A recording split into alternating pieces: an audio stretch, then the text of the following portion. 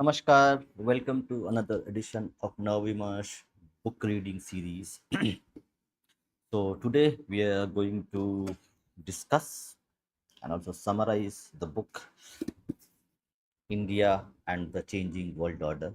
This book is authored by Mr. S. Gurumurthy. Uh, why we are reading this book? Actually, it's needs to be emphasized. Whatever we are seeing today, correct, from 2014 onwards, when the Narendra Modi led government came into power at the center in India. And we have seen a lot of policies, a lot of economic policies, foreign policy, and a few other things which are going on since 2014. Oh, अभी तो count नहीं किया है but let's see how many books are there, but there are almost 100 plus books remains to be read. So बहुत सारा books है. So we will try to read those books in the coming weeks, days and months. But thank you for your reminding that how many books we have read. I think we need to do a count. We will do a session on this as well to understand कि कितने books हमने पढ़े हैं. But one thing I forgot, so let me actually do something on the stream itself. Uh, there is one update I need to do on the stream itself, which needs to be done. And this is this. Okay, this is done. But this is a very important book. So why I was like having this book and gone through, skimmed through the book to actually discuss whatever we are seeing, the economic policy, the foreign policy, which the Modi government is now continuing for last 10 plus years and their third year in the government, and that we need to see how shape up. So actually to understand, like a lot of people see Indian policy from the Western lens, okay, but there is an organization called Vivekananda Foundation, so Vivekananda International Foundation. So this is the very not much known, uh, not much discussed policy institute where a lot of policies are formulated and delivered to the government, and not too many people are aware of it because it's a very uh, like how would I say, not a very well known and well publicized organization, but they do play a very important role in the policy formations of Modi government, Modi led government, NDA government. So, in that sense, because this book is written by Mr. S. Gurumurthy, who is the ideologue of Sangh RSS, and a lot of inputs goes into the governing structure of the current government, and also it has gone into for the last 10 years when the Modi government came into power. So, in that context, this book is important to actually understand where we stand, what policies were there, and how the government sees the policies, how the government perspective of future of India. So, in that context, it is there. So, this book contains around let's say 9 chapters. The first chapter is called From the Age of Enlightenment to the Age of China Challenges, China Challenge, Abstract Ideas Emerging Concrete. Number two is A Helicopter View, The World Today and the Future Outlooks. Number three is Afghanistan, Re-emergence of Taliban, Omnious for the Entire World. India and the Changing World Order, an assessment. I think today we are going to read the chapter 4 and 5 if possible, because chapters are pretty big actually.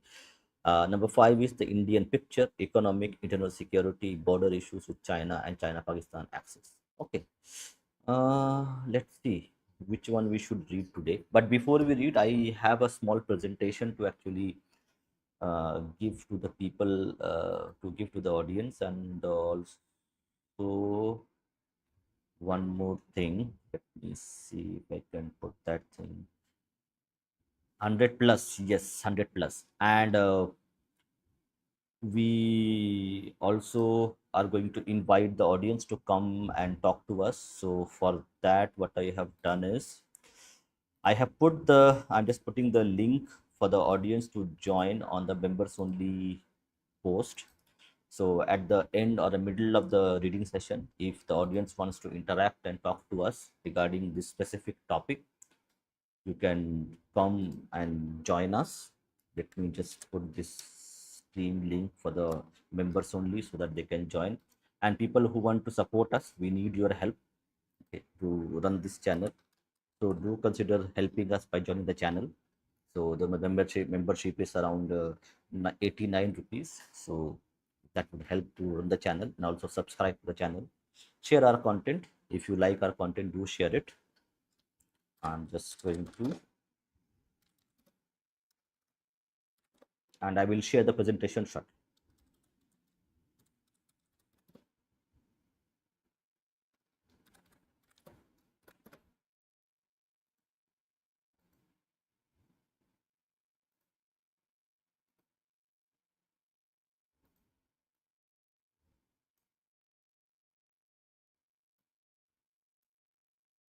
Hmm. Okay, the link is there for the audience to join in the members only post. So if you are a channel member, you can join the discussion by going to the post community post section of the channel, where you will find the link to join the discussion, and we'll take a few comments and then we will start the reading. Okay, so we have Vyom joined. Hi Abhay, namaskar. Okay, so let's start the reading. But before reading, let me share the screen. Mhm. Okay, we have. Let me see if this works. Yeah. So do let me know if you can. Yeah, the presentation is there. So I'm going to go through the presentation.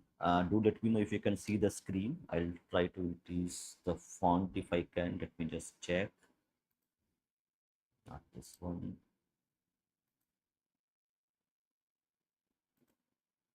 Hmm. Okay, this will not be. I think we need to do one more. Let me open the primary presentation.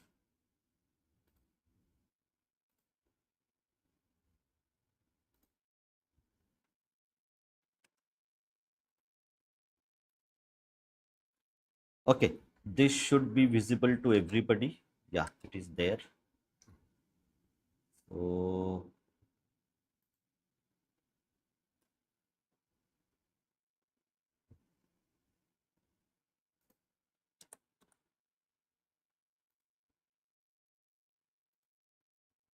so this is the presentation that we had created. So this is the book India and the Changing World, analysis of the transition to the Western universalism from multi-modern civilization future. So this the book name is India and the Changing World by Mr. S. Gurumurthy.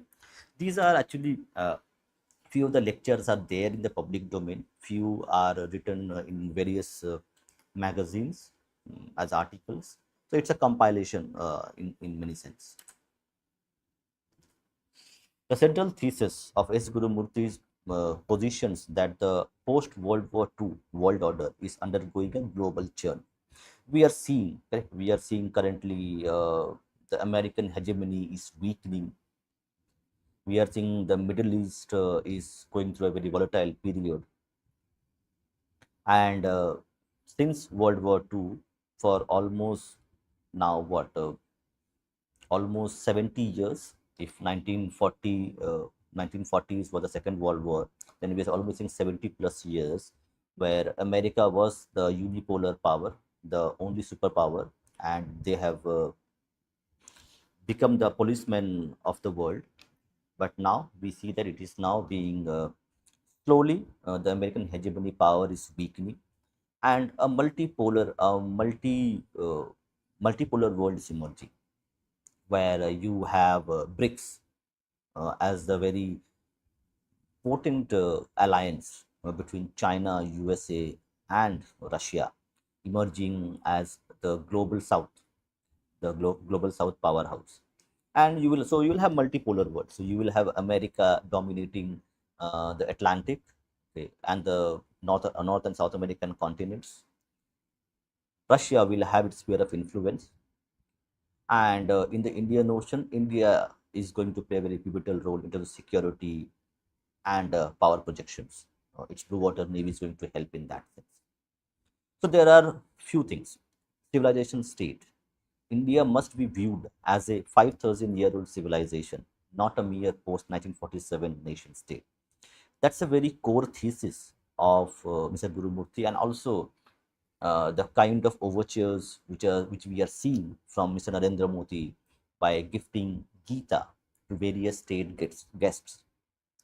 It shows that Mr. Narendra Modi is showcasing the 5,000-year-old civilization as a continued the Indian state which was created in 1947 is the is continuing the heritage of 5,000-year-old civilization which existed, rather than the American state which is 250 years old. Economic resilience, rooting development in social capital and household savings rather than debt-driven model. So we are seeing, correct, economically, the Asian continent itself, they are a saving society. They save and they spend judiciously. Where we have seen uncontrolled debt being taken by European and American countries to actually finance their own economies.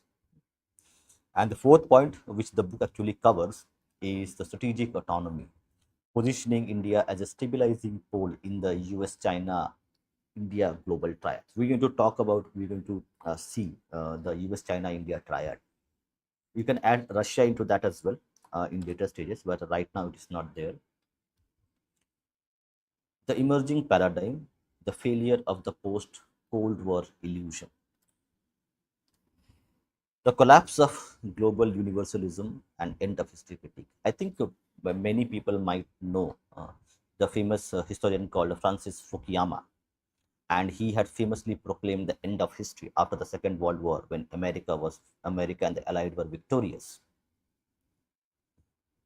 and the Western liberal democracy as the ultimate form of governance. But we have seen in the recent times the Russia-Ukraine war, the European economy is faltering, okay, the American economy also not doing well, and the total, not total but partial collapse of the American hegemony as well. So there are 3 points which are here: the inability of the Western values to homogenize diverse culture, the Western, the American concept of liberal democracy, which will be able to actually conquer every cultural diversity, traditions, and triumph as the primary mode of governance culture, that has failed miserably. So the liberal democracy was not able to actually get infused with the civilizational values that states, the civilization states like China, India, Japan mm, inherit from their previous generations. The re-emergence of national identities over globalized citizenship. So this concept of global citizen, right, where your loyalties are not bound by your place of birth, your culture, your traditions, your faith systems, they do not matter in the liberal democracy setup. But as we humans, we need that grounding, reassure ourselves or of our existence. A move from globalism back to internationalism. This is a very important term, globalism. Right? People might remember that a movie called Dhurandhar was released, and a very famous actor mentioned in his post that we are a global citizens, global humans, are not tied to our own culture, tradition, and place of birth. So it has, unfortunately, that didn't work. Rise of multi-modernity. Every civilization modernizes in its own mind, using its own cultural vocabulary. Very, very important to note that Japan is as traditional society as can be, but it is as modern and even more modern, more advanced than even few American or European states. The kind of technology that we see in Japan is something which even Americans and the Europeans can't replicate. So this Westernism is equal to modernism, which was sold to us for over 70 to 80 decades. It was false and it had to collapse. So it has collapsed. So accepting technology, efficiency, and scientific advancement as global tools, but not Westernization. Japan, Bharat, China, and also many civilization states in Asia, they have their own values. The liberal democratic values cannot be imposed upon these ancient civilizations who have lived for thousands of years. So, rejecting the imposition of Western social norms and enlightenment based secularism. Rootedness to rootedness. Civilizations like India, Japan, Russia modernize while retaining their ancestral traditions. Understanding the global churn. So there is a book by Mr. Sanjeev Sanyal called the Ocean of Churn, specifically the Indian Ocean, which was the heartbeat of ancient trade routes and which benefited Bharat and many other Asian and other countries. The churn refers to a period of transition where old power structures, G7 Atlantic led order, are losing grip while new ones, BRICS, Indo Pacific, are yet to fully solidify. So the churn means it is still going on. The transatlantic alliance between European Union, and the American, they held power for almost 7 to 8 decades. Okay. But they are losing their power in terms of their influence over the economy, over the geopolitical order, and BRICS and Indo-Pacific.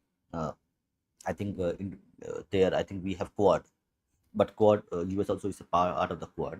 But overall, BRICS as the primary political alliance, which represents the global South, it is yet to solidify, but it's in the process of it. So in 1991 is a very important date when the Soviet Union collapsed and US became the sole superpower. And in 2024, the rise of multipolar world, the reassertion of civilization identity, failure of debt-led globalization to provide inclusive growth. I'll take the comments little bit later. Let me go through the presentation and then also I'll read the book as well. Part 2, Market Economics and Social Capital. Now, the word social capital is very important here. Socio-economic foundations of national strength. So, debt is primary the driver of economic growth in the Western sense, but in the Asian sense, savings is the primary mode of growth. China, India, Japan, and many other countries.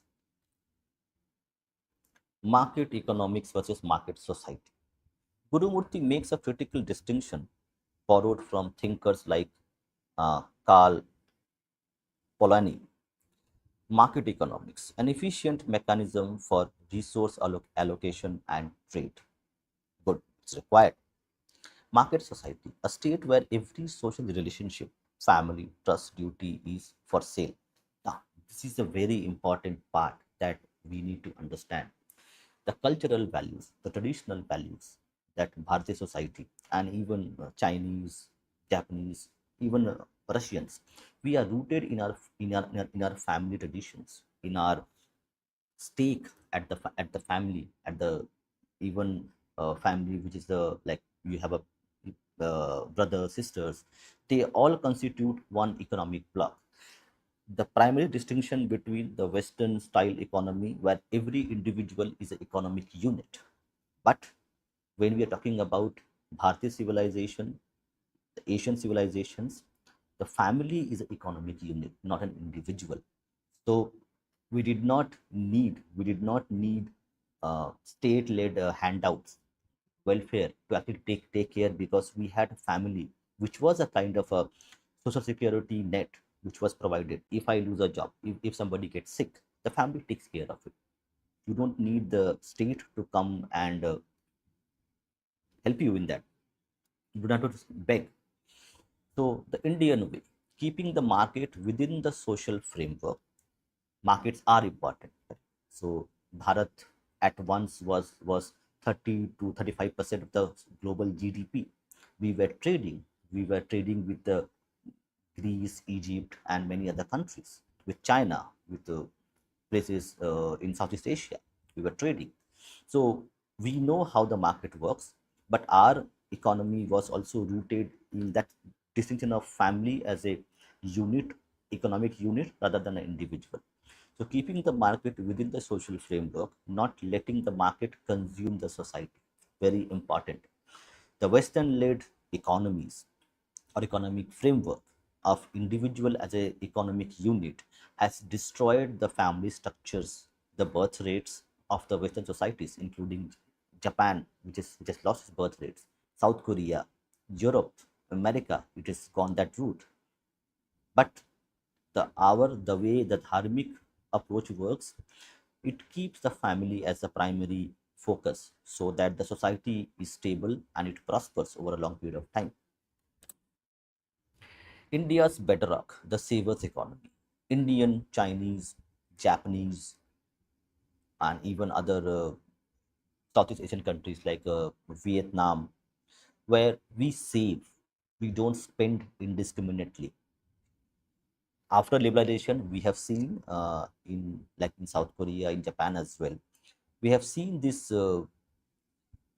rot of spending a lot of money on consumer goods to make us happy for a few seconds.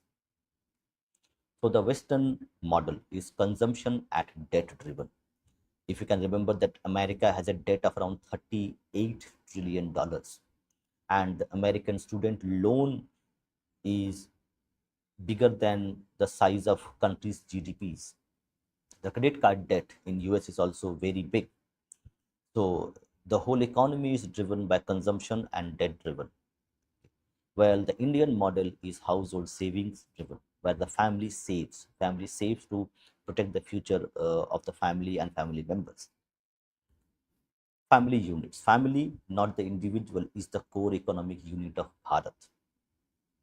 Gold and assets. India's massive private gold holding act as a silent national reserve, which is going to play a very important and pivotal role when in, in a couple of years, maybe 2030 or later, we will see gold has become the primary asset in terms of asset class holdings.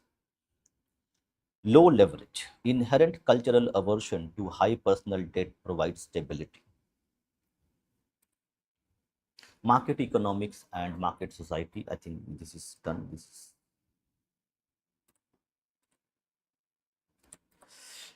critique of Western financialization. Very important part that the family is not the family bonds that we share with our members, with the family members. They cannot be equated or converted into money. So the debt trap of the West. Gurumurthy analyzes how the 2008 financial crisis was symptom of a deeper rot, the decoupling of finance from real production, where the financial products became the primary drivers of economic growth rather than real products. Speculation, growth built on financial engineering rather than actual manufacturing. So the 2008 financial crisis was a classic case of seed. They are called, I think, CDCs, collateral debt obligation, CDCs, and they were a kind of a financial engineering where the housing loan of the American people were made a product of financial product of derivatives, and that was the main problem, main point of the speculation which led to the financial crisis of 2008. Short termism, quarterly profit obsession versus civilizational long term thinking.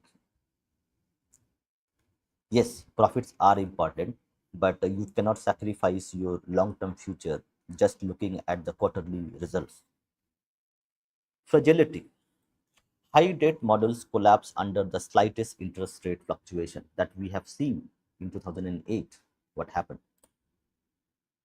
Part 3, the civilizational state, identity, pluralism, and strategic survival.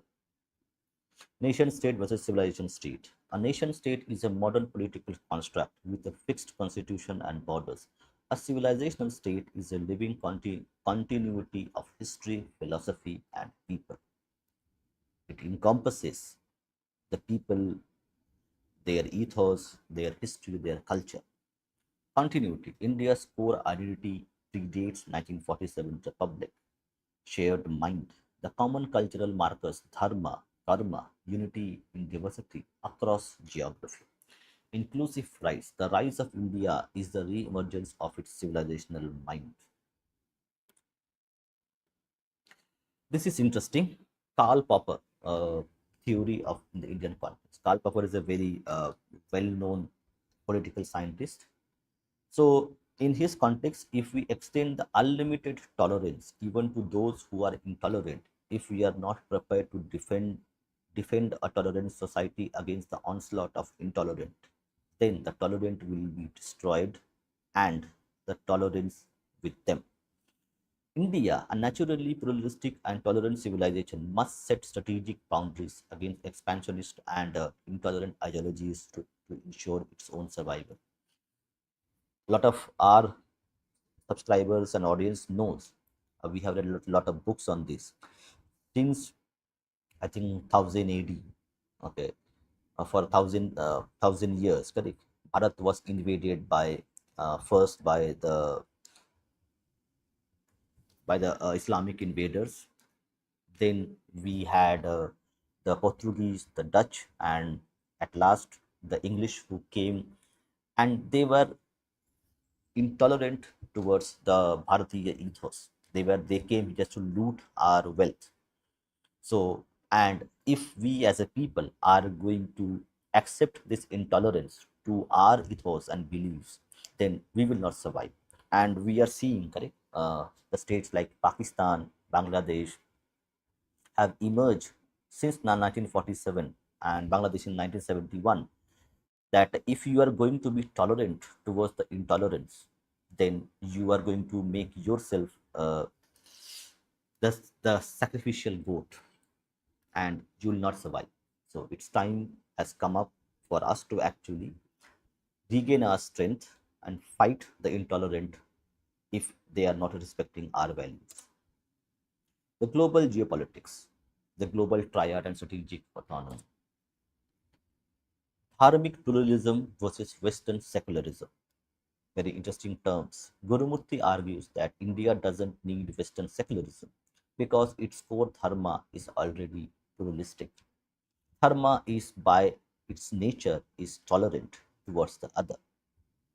We don't need the facade of secularism to actually be tolerant of the other. Western secularism, born out of conflict between church and state. This is very important part to note. The origin of secularism is that church was intolerant towards the state. Church wanted to control power and remain the only power center. It is the state enforced neutrality or separation from religion. Secularism is only required when one part of the state, one part's church was trying to exercise power over the whole society and the government. Dharmic pluralism, inherent in the Indian mind, ekam sat vipra bahuda vadanti. It is the socially lived acceptance of multiple paths to truth. China, the civilizational competitor. Gurumurthy views China as India's primary challenge, not just territorially, but also civilizationally. Debt diplomacy, using predatory lending control strategic assets of the other nations. BRI, correct? So BRI was an initiative to build infrastructure. I think it was,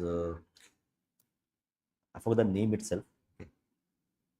So China was extending loans to a lot of governments to actually build airports, bridges, roads, rail lines, and we see the classic example in Sri Lanka, where the Hambantota port, which was built by Chinese money, and the Sri Lankans could not pay back the debt, and it was taken over by the Chinese for 100 years for a 99-year lease.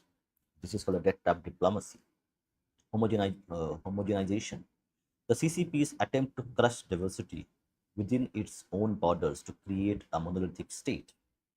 We have to remember that uh, China is a state where the 90% of the people are native Han Chinese. The other people who are not ethnically Han Chinese, they are being discriminated against by the state itself. Strategic threat. The need for India to build strong internal resilience to counter China's outward aggression. We have seen the LOC, line of actual control, in Ladakh and also in Arunachal Pradesh, where Chinese aggression has played a role in the instability in the relation between China and India. And we have seen the Galwan uh, encounter, the Galwan incident, where the Chinese and the Indian forces fought tooth to knuckle with their bare hands to actually fight. So it's a challenge for Bharat. Defining strategic autonomy. So this is a very buzzword in terms of foreign relations, that India exercises strategic autonomy. It is an ally of Americans in the Quad. It is member of BRICS, where China is a kind of an adversary, but China is a member of that as well. We also see India is a member of Shanghai Cooperation Organization, where China is the primary player. We see Bharat having free trade agreements with Australia, with New Zealand. A free trade agreement with also EU is on the blocks. So we see the strategic autonomy. India is friends with many people who are enemies of each other. Like China, Bharat has a very good relationship with Russia. Russia is a long-term friend of India. But again, Bharat and US has enmity with Russia, but India is a friends with Russia as well as with America, where India is buying American weapons. So this is called a strategic autonomy.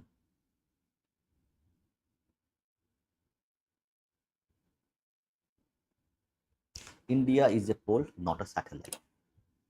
The global triad, the US pole. So we have now like a multipolar world. We have power centers spread across the globe, including the global north and the global south. The US pole, a declining superpower struggling with internal social atomization and debt. Declining superpower, internal social atomization and debt. The 21st century will be defined by the churn within the triangle. These three powers are going to play a very important role in the global security, global stability, and also the economic stability of the whole world itself. The Chinese pole, an aggressive, expansionist, and autocratic civilization state using finance as a weapon. Aggressive and expansionist, autocratic civilization state, weaponized finance. So the BRI initiative was a kind of a weaponization of finance to actually put countries into debt trap and take over their infrastructure, land, grab land in exchange for uh, forgiveness of their debt and loans that they have given. The Indian pole, a rising, democratic, and pluralistic civilization state acting as a stabilizing pole.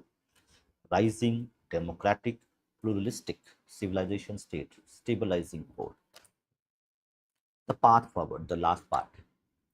Rise of India is not just an economic event, it is the return of a civilizational mind to global high table. The world needs India's pluralism, to balance its own extremes. Atmanirbhar Bharat. I think a lot of people know about the strategic initiative by the government of India to reduce imports, especially on energy, especially on the weapons for these defense forces. So strategic self-reliance. Self-reliance is not isolationism. Very important word to be understood. Self-reliance does not mean that I will not buy anything from outside. Self-reliance is not iso, isolationism. It is about building internal strength to engage with the world from a position of power. Manufacturing. The PLI scheme. The PLI scheme is part of the manufacturing initiative to actually encourage more foreign investment, foreign companies to come in India and set up their shop so that the manufacturing prowess that India had lost, it can be again re-established. Reducing dependencies on hostile supply chains like China, like America, especially in defense and tech. Indigenous systems, development based on native models of agriculture, small and medium scale industries, SME, small and medium scale enterprise clusters, and social capital. National security, the realization that an economically dependent nation cannot remain strategically autonomous. And thank you. So I'm going to now stop the presentation.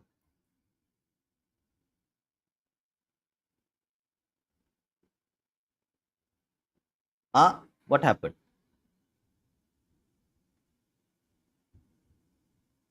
What happened? It was going correct. I thought you were able to see the presentation.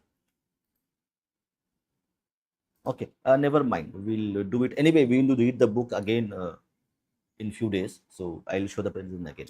Anyway, let me show you a brief of it. Okay, I have one more presentation to show just to look and let me know if this is something you can see. Okay, let me see if this works. Hmm. Okay, is the screen now visible?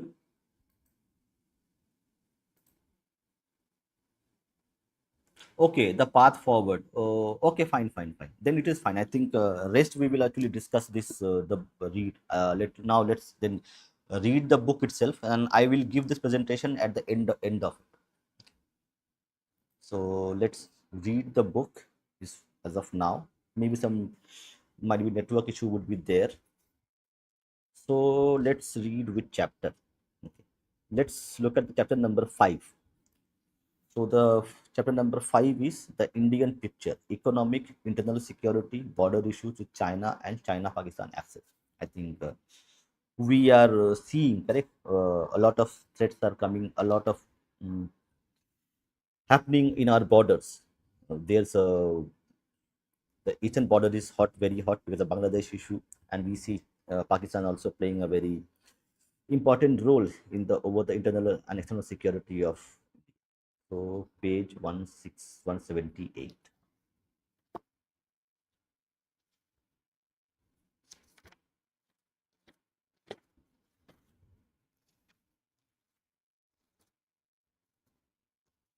Okay. Chapter 5, the Indian picture, economic, internal security, border issues with China and the China-Pakistan axis. So let's see what Mr. Gurumurthy has to say about this. Commencing from the quarter of 2020, remember in 2029 we had the COVID crisis, COVID pandemic, and COVID pandemic was a kind of a point of reset where a lot of economics, a lot of international politics, geopolitics shifted from its pole during that 2019 COVID pandemic. Commencing from the first quarter of 2020, India has been facing multifarious and intense challenges: external security, internal security, economic issues, geopolitical shifts, and a COVID 19 hit health sector, all at the same time. We do not realize that in 2019, when the COVID-19 hit, the kind of challenges Bharat faced at that time. Never in its history post independence has India faced such comprehensive challenges. What challenges are? These are external security, internal security, economic issues, geopolitical shifts, and COVID 19. So one, two, three, five issues were faced at the same time by a nation. Never in its history post independence has India faced such comprehensive challenges simultaneously. Some of them have far reaching transnational and geopolitical ramifications. It is necessary for us to understand the depth and the impact of these challenges to evolve.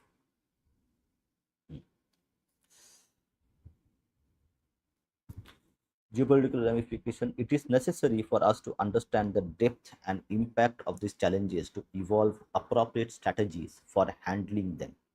Any inappropriate way of handling would be a repeat of historic blunders like the idealistic, unrealistic, impractical, and unstrategic handling of neighborhood relations, external security, and the internal economic challenges, particularly by the fledgling Free India's government of 1950s and 60s. The author is talking about the non-aligned movement, the communist policies which hindered the economic prospect of this fledgling nation. So when the 2019 in 2020, when the COVID pandemic was at its full blown impact, it was again a time for India to take appropriate steps because the mistakes which made by Mr. Jawaharlal Nehru in 1950s has cost us 40 years of economic growth, stagnation, and geopolitical status which was a kind of a weak, vulnerable state. It was then now the time for Mr. Narendra Modi led government to actually take appropriate steps to the challenges again faced by Bharat after 1950s. The effect and impact of which the country is enduring even now. The 1950s and 1960s policies which were taken by the Nehru government still impact us today. Namaste, Ninar, Jai Shri Ram. Here is an overview of the challenges and the probable responses given the ecosystem in which the country is positioned. While in recent decades, both India and China had comparable demographic strength, with China's lead getting narrower in recent times, the West preferred autocratic China over a democratic India purely for growth and profit.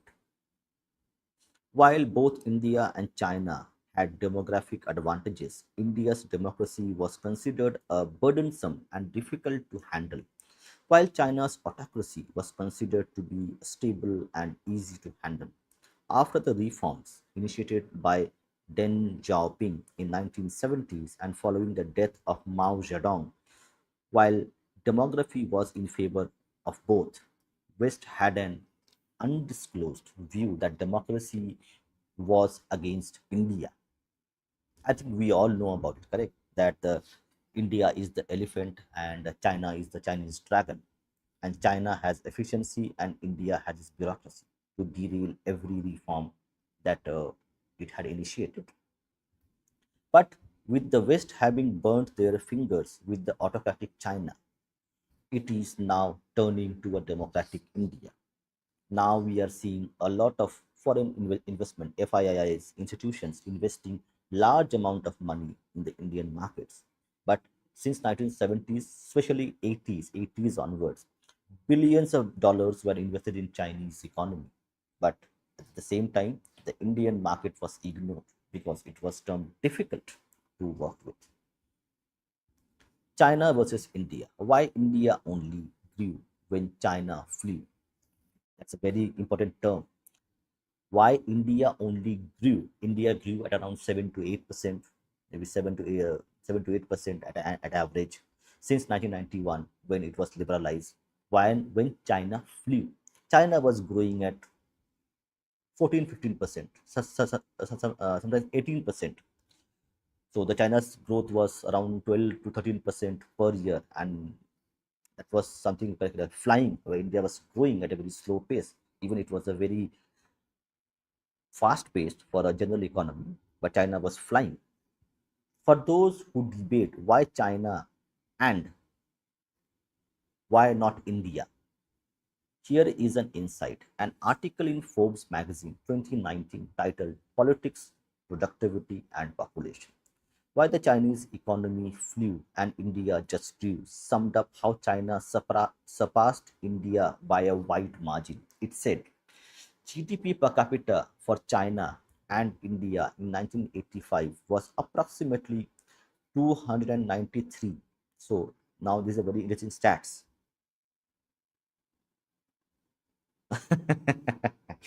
German language imposition नहीं चलेगी.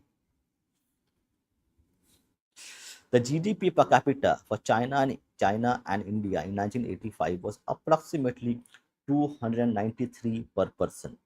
So at 1985, the economies of both the countries were almost same.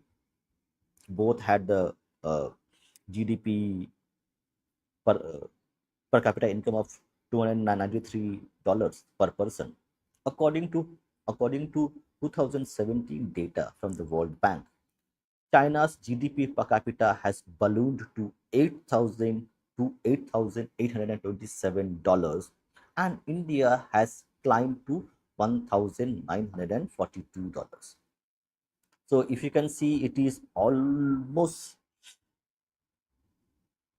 four times the Chinese number. Both countries have made tremendous progress, but the growth in China has been miraculous. Why such a significant difference?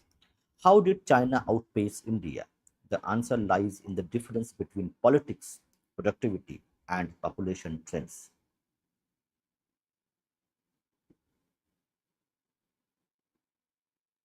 Okay, interesting. Okay, sorry, Dada. Frankly, have no respect for that nation at all. Some of its nationals, yet, yes, who are Hindu, that is. Saying how political factors favored China over India. The article compared the two and said about China. The Chinese Communist Party governs the country with few barriers. When the government decides on a course of action, few obstacles stand in its way.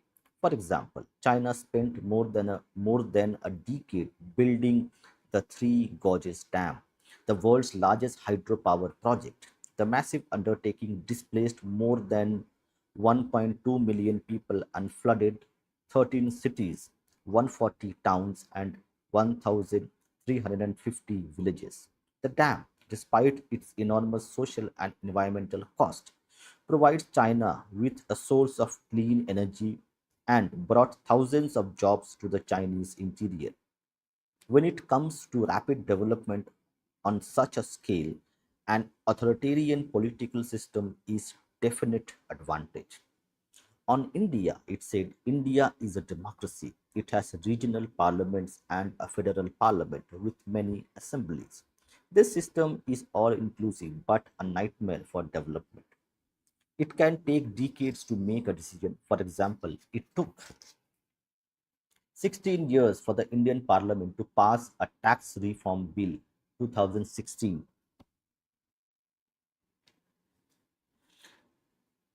A project like damming the Yangtze River could not happen in India. So the Yangtze River is also called the Yellow River. So where the three largest dam is built. So it is saying a project like damming the Yangtze River could not happen in India because of democracy as a bottleneck. Plagued by corruption at all levels, the divided political landscape would kill the project before it began. Politics prevents spending on infrastructure. In comparison to Yangtze project in China, look at the Narmada Dam chronology. 1961, Jawaharlal Nehru laid the foundation. 1961, 1979, World Bank agreed to fund it. So, 1961, Jawaharlal Nehru had laid the foundation. 1979, it means almost 20 years it took to get the funding. 20 years. World Bank agreed to fund it. After again almost 9 years, 1987, construction began. 1989, Narmada Bachao agitation started. 1989, again 1995, Supreme Court stayed it after 6 years. 1999, SC allowed constructions up to the height of 88 meters. 2000, it allowed 90 meters. In 2002, it allowed 95 meters. In 2006, it allowed 122 meters. Finally, in 2019, the full height of 139 meters after 48 years. The Yangtze project displaced 1.2 million, while the Narmada project displaced between 60,000 to 150,000. China completed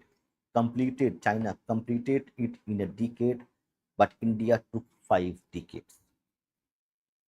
This explains not only why China flew and India only grew, but also why the West preferred to ally with China that could fly and not with India which only could grow.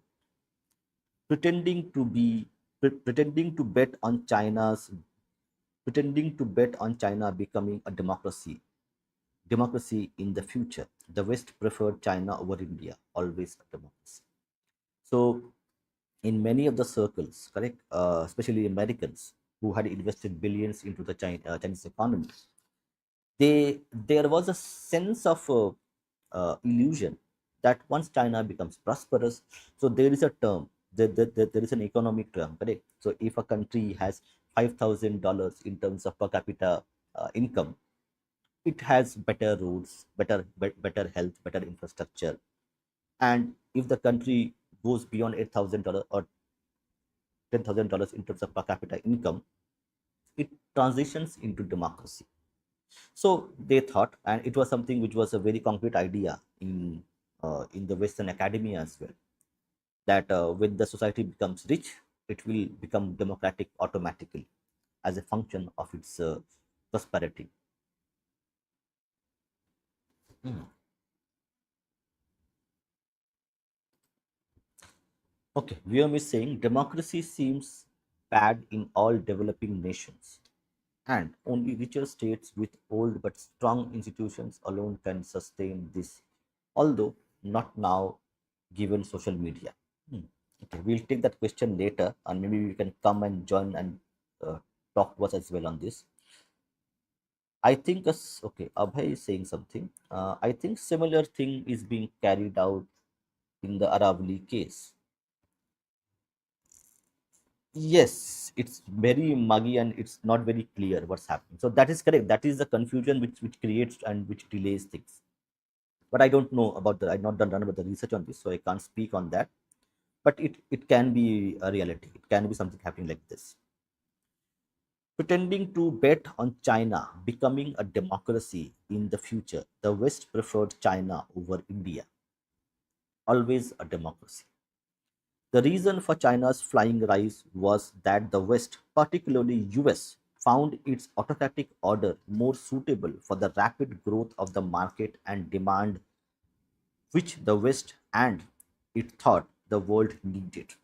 The West found autocratic China more comfortable and welcomed it with both hands into the WTO, World Trade Organization, made huge investments in it, and even glorified China as almost an equal power. The intent of the West was more profit oriented than founded on any principle. Profit comes before ideology, including democracy and human rights. So, the champion of democracy, champion of human rights, okay, of principal values of democratic rights to the people. But still, the Western governments, particularly the United States, which calls itself the guardian of human rights, was investing billions into China, where they knew that China was violating human rights on a daily basis. But still, they chose profit over principles. And this is how the world order works. This is how the national interest works. It doesn't work on ideology. It works on profit. It works on real politics. So long as the going with China was good, the West would target India. Now, again, very important point.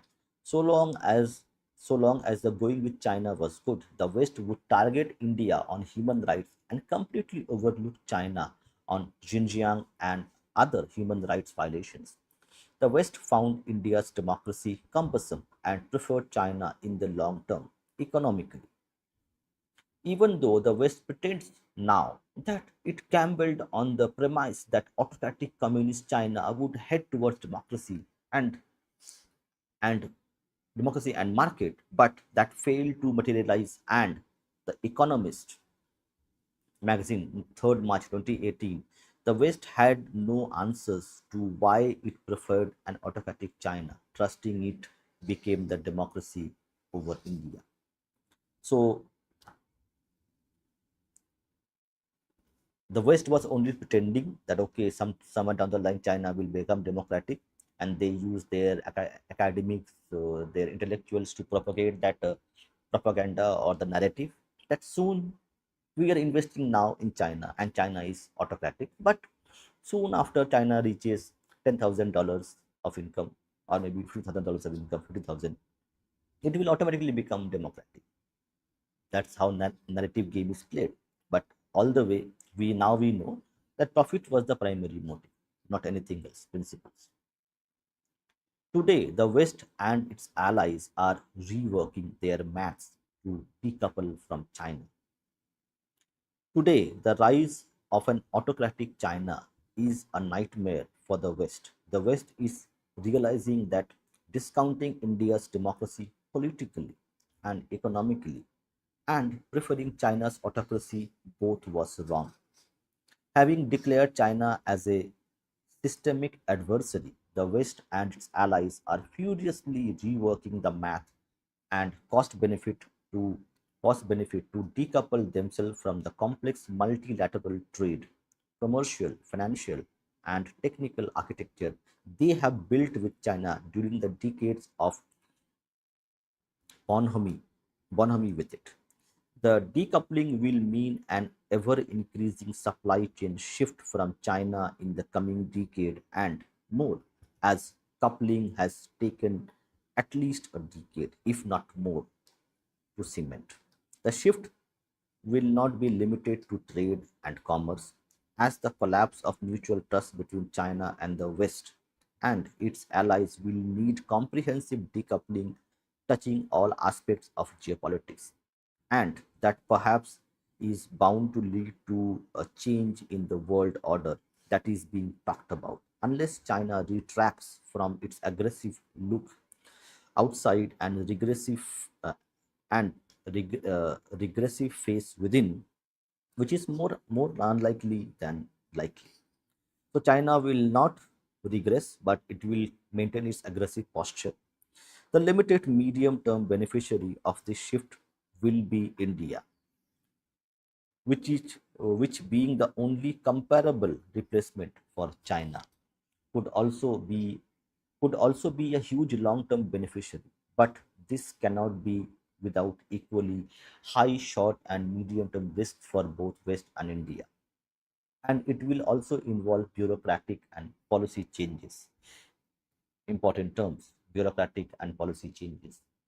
The West, the world, the West and the world need India's democratic polity and demographic strength for growth, stability, and world order. Post World War II order led by the West was founded on the Cold War between socialist and free market nations. which was not exactly the dividing line between democracies and autocracies, as many socialist nations like non-aligned India were democracies, while some Middle Eastern and Latin American nations that are aligned with the West were autocracies. In the Cold War order, the West never regarded India as part of its democratic circle, treating it more as a socialist adversary than as a democracy.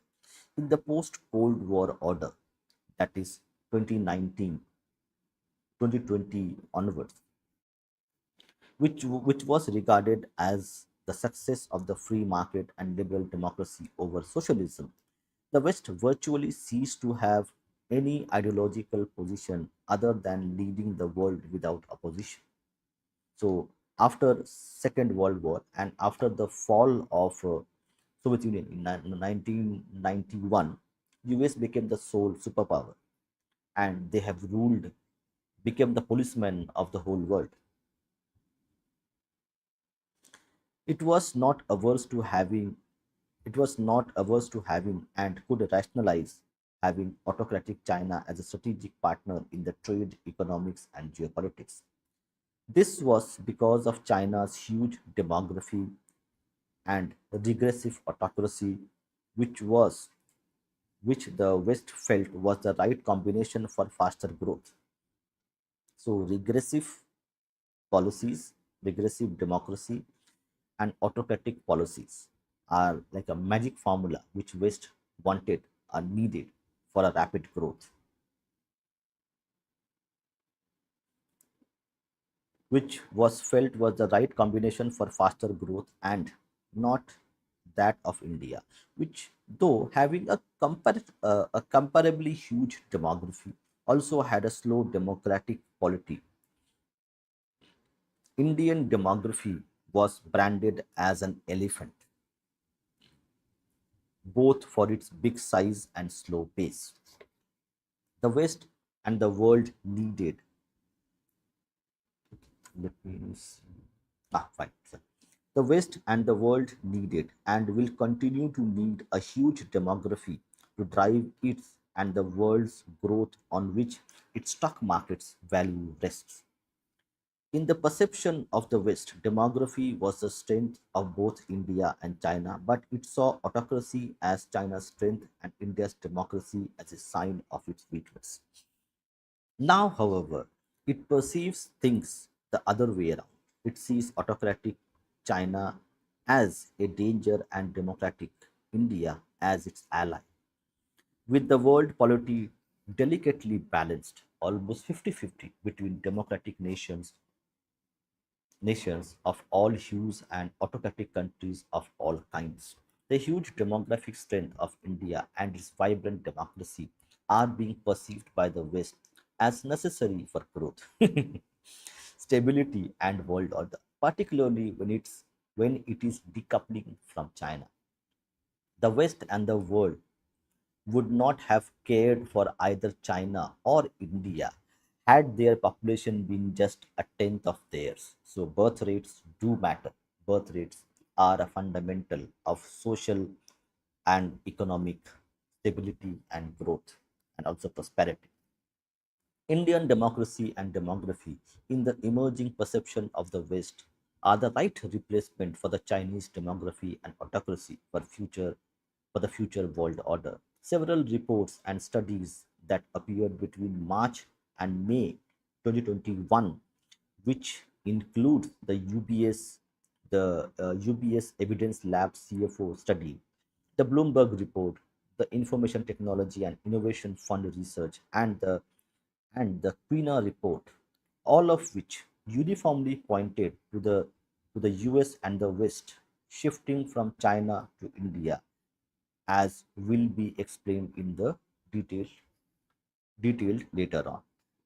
In these studies, the report of the Information Technology and Innovation Fund (ITIF) makes extremely significant geopolitical analysis of global shifts and the likely scenarios that may emerge.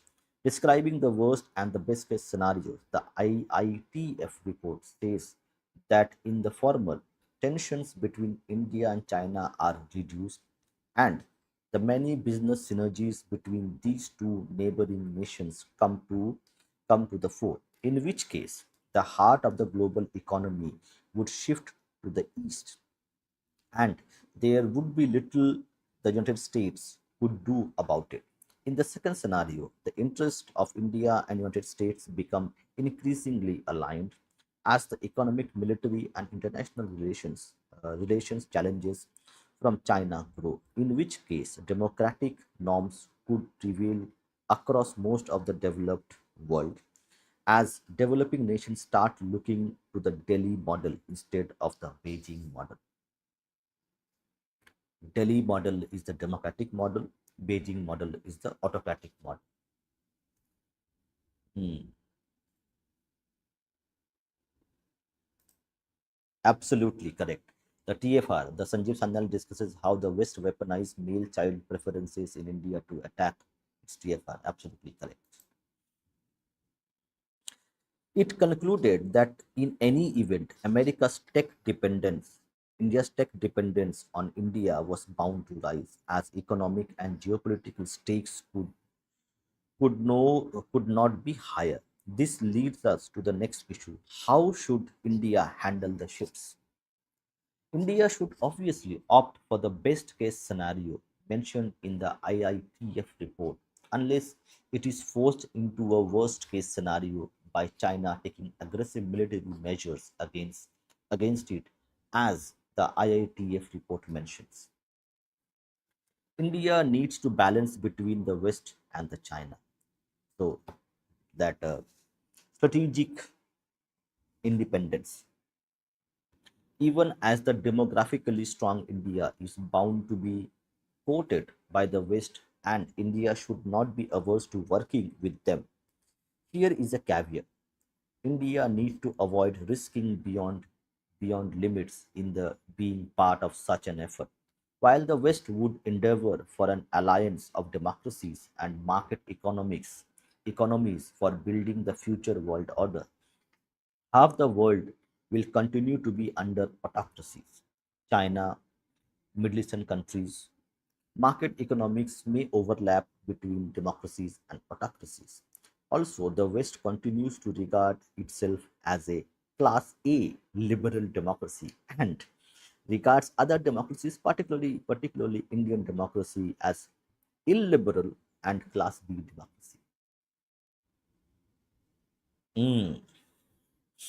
The West would regard India only for statistical. The West would regard India only for statistical purposes to claim as the G7 nations meeting in June 2021 did that 2.3 billion people are under democracy.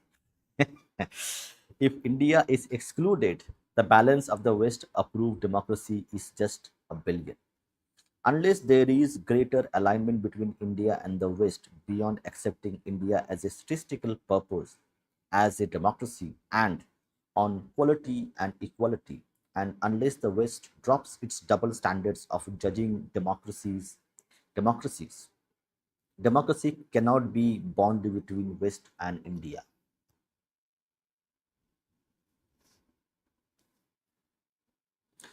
There will This will call for change in Western perception of ultra individualism. Very important point. As the supreme test of the foundation of liberal democracy. Individualism cannot be the foundational unit of judging a democracy because such perception excludes cultural and civilizational diversities that distinguish different nations and their democracies from the West. Therefore, merely because West welcomed India into a statistical club of democracies, if it agrees to join and gets perceived as anti-China, India would be risking a great deal that would not be in its interest. While India will be beneficiary of global supply chain shifts because of the decoupling taking place between the West and China, India needs to maintain a balance between both by forming strategic relations rather than joining alliances. Alliances are remnants of the Cold War, and no one wants to return to the Cold War. It will not be in India's interest to be part of an explicitly anti-China order. Now, when we were doing the presentation, we thought about strategic autonomy. That is what we are seeing.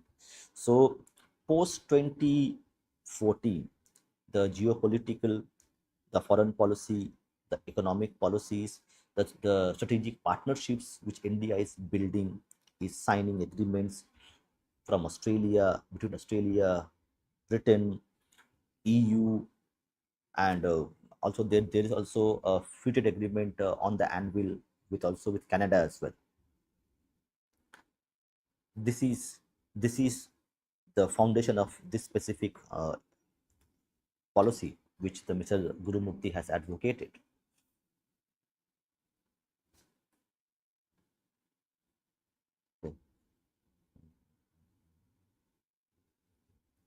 It will not be in India's interest to be part of any explicitly anti-China order, or to have a sworn enemy of China's size and power along its 4,000-kilometer long treacherous and mountainous border. India would need strategic trade, economic, and political relations with individual nations, free trade agreements with United States, Canada, New Zealand, Australia. So that is the policy that we are seeing now. So whatever we are seeing now, correct? So these are the policies which are being formed and being worked upon over a long period of time. A free trade agreement takes maybe 10 to 12 years to come into fruition. So whatever we're seeing today is a kind of a policy which was of the government for last decade. India would need strategic trade, economic, and political relations with individual nations which would aspire to work with such a huge demographic, economics and avoid any treaty with them that would make China their avowed enemy, while being prepared militarily to face any threat from Beijing. India's delicate balancing act is particularly needed because of Pakistan's visceral hatred of it and its willingness to be China's shikhandi. Shikhandi. Hmm. India, on its own, by design or omission, should not invite open enmity with China. A lot of people say why India doesn't give the so-called gali to China every time, because international politics, geopolitics is done with keeping the future in mind, not the present. The first principle of managing adversarial relations is don't declare anyone as enemy. And the next is never allow anyone to declare you as an enemy. Again, I will read these two sentences, very important. What we see today, what we have seen the Indian government stand post 2014 Modi government, specifically on China's the Galwan incident, the Pangzon So Lake incident. We have seen a lot of skirmishes between Chinese troops and also Indian troops happening over the past decade. But how we look at it, how the Indian state looks at it in terms of policies for the future. So it mentions the first principle of managing adversarial relation is don't declare anyone as enemy. Do not declare China as an enemy, but we do declare Pakistan as an enemy state. Why the difference in the policy between Pakistan and China? And the next is never allow anyone to declare you as an enemy. Engage with China so that China doesn't have the excuse to declare you as enemy of China. This is foreign policy. This is geopolitics. This is foresight. The first one, the first one is in one's hand. India not declaring China its arch enemy. On the other hand, though the other is not, India cannot just force China to tell, okay, you should not declare me as an enemy. Geopolitics opens up medium to long term geopolitics opens up medium to long term opportunities for India to gain to gain to gain on India's demographic and democracy.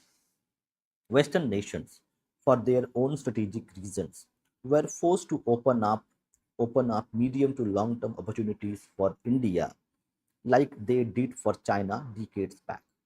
How the Western countries, including Europe, including US, had invested billions of dollars in 1980s when 1970s China started liberalizing, and from that onwards, 1980s onwards, there were literally billions and even trillions of dollars were invested in Chinese markets by the European and US US who actually invest. The same thing is now happening with India.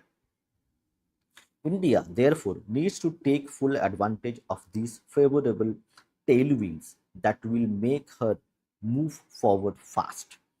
She must realize that the reason for change is that the West needs India. Very important line this is. She must realize that the reason for change is that the Western nations, the European bloc and the American bloc, the North American bloc specifically, West needs India more than the latter would need the former for balancing the world order in favor of democracies which are facing effective competition for power for the first time from autocracies. At this time, in terms of the reset in the global order, the West needs India more than India needs them.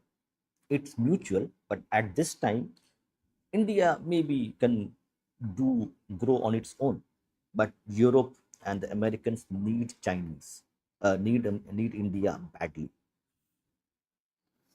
Autocracies never had legitimacy in post-war global affairs, but thanks to the rise of China, autocracy is gaining recognition.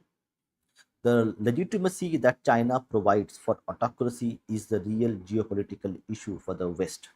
Minus India, democratic geography. Minus India, democratic geography. It means nations where democracy is the primary mode of governance. So India has 1.3 billion people, and demography will be in danger of being marginalized if India doesn't join the democratic club. Then China takes over as in terms of numbers. This is an advantage for India. India's policy making must be fully conscious of the fact that it fields con- okay, conscious of the fact that in the fields of trade, finance, economics, technology, the West would need India's youthful demography and transparent market economy for not only its own growth but also the world. India needs to strongly assert, India needs to strongly assert, artfully and gainfully negotiate on the basis of these two civilizational assets of high value, and not to fritter away the high energy flowing from them. So that's where I think correct. So I think for last 1 year and more than 1 year, we are seeing America is trying to sign a free trade agreement with India, but it's never materializes. Why? Because the terms Americans are giving to Indians are not acceptable to India, and the policy is that we have an advantage at this time. In 1980s, the democracy was a disadvantage. It was considered a disadvantage. That's why the billions went to China, as China was an autocracy. But the tide has turned, the churn has happened. Now the Chinese autocracy is a liability for China, and billions of currencies is moving out of China and going into India. So at one time, democracy was a burden. Now democracy is the currency which India can use to actually get a lot of things done, but India needs to play very smartly. Concrete and core national interest must predominate Indian policies and strategies, and not abstract global interest predominating over national. For the last decade, that's been the policy of national interest primary, not any ideological alignment with any other power, whether European or Americans. India must carefully draw up a balance sheet of its strengths and weaknesses, and choose its strategic partners to add to its strength and reduce its weakness. While India's culture and tradition would not allow it to play the cloak and dagger strategic politics of China, it needs to follow Chanakya Niti, in which national interest predominates. India must also align national discourse and debate in accord with its global strategies and not allow domestic political divisions to distort them. Now, a lot of people might tell me, okay, we have seen the UPA 1 and UPA 2 governments from 2004 onwards, and these two terms, UPA 1 and UPA 2, these two terms made sure that India was politically irrelevant. Economically, India was considered the fragile five economies. So the Indian voters voted for an alliance which made India maybe a weak in many aspects, economically and politically, and also geopolitics. But in 2014, the Indian voters changed their mind and they have voted for a alliance which is takes India first policy. Now that was not the policy of the UPA 1 and UPA 2. So when the Indian people are voting, they need to keep in mind that the national interests are paramount.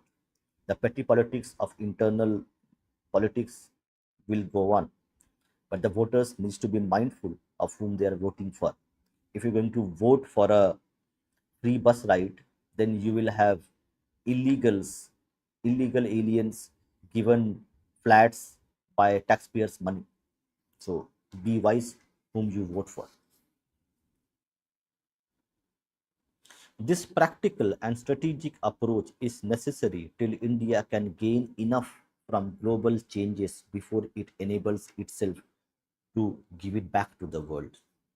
Economic issues, India's medium long term prospects. India's current economic issues are indeed compounded by the marginal performance of its economy. Even before the COVID 19 pandemic, with the unforeseen huge socio political and economic toll that the pandemic imposed, adding further pain. Undoubtedly, India will have extensive short term economic issues complicated by COVID 19 induced health issues, but in the medium term, India will gain the advantages which it lacked and which China had over it for the last 2 decades. In the long run, India is likely to gain advantages which China may lack. The medium and long term advantage which India will gain has much to do with how the world, particularly the West, looks at China in comparison to India. This is the medium and long term advantage which India has been awaiting for 2 decades. India's GDP growth before the pandemic had hit a low of 4.5%, and during the pandemic year 2020-21, it turned hugely negative to minus 7.3% when the economy shrunk. And that happened first time in decades. When the economy began rising, a tsunami like second wave hit, and the damage and the damaged India several times worse than the first. That virtually wiped out the recovery India had began making from the third quarter of 2020 and threw it back. But With the second wave abating, the GDP for the first quarter of fiscal 2021-22 was estimated by the Reserve Bank of India to grow by 22%. But that is on the low base of the pandemic hit quarter. Remember, it was minus 7.3. So it bounced back to 22%. But overall in terms of quantity, it was not that much. With the GDP growing at 8.7%, it was estimated that India would be back to where it was at the end of 2019-20, which meant that COVID-19 made us add more a rupee to our GDP. The burden of loss of growth, which hit small businesses and the poor, had to be substantially borne by the government by way of relief measures, which damaged India's fiscal position and increased the government debt from 51.6% to an expected 61.7% by the end of fiscal 2021-22. Success of Success of Indradhanush COVID-19 vaccine mission.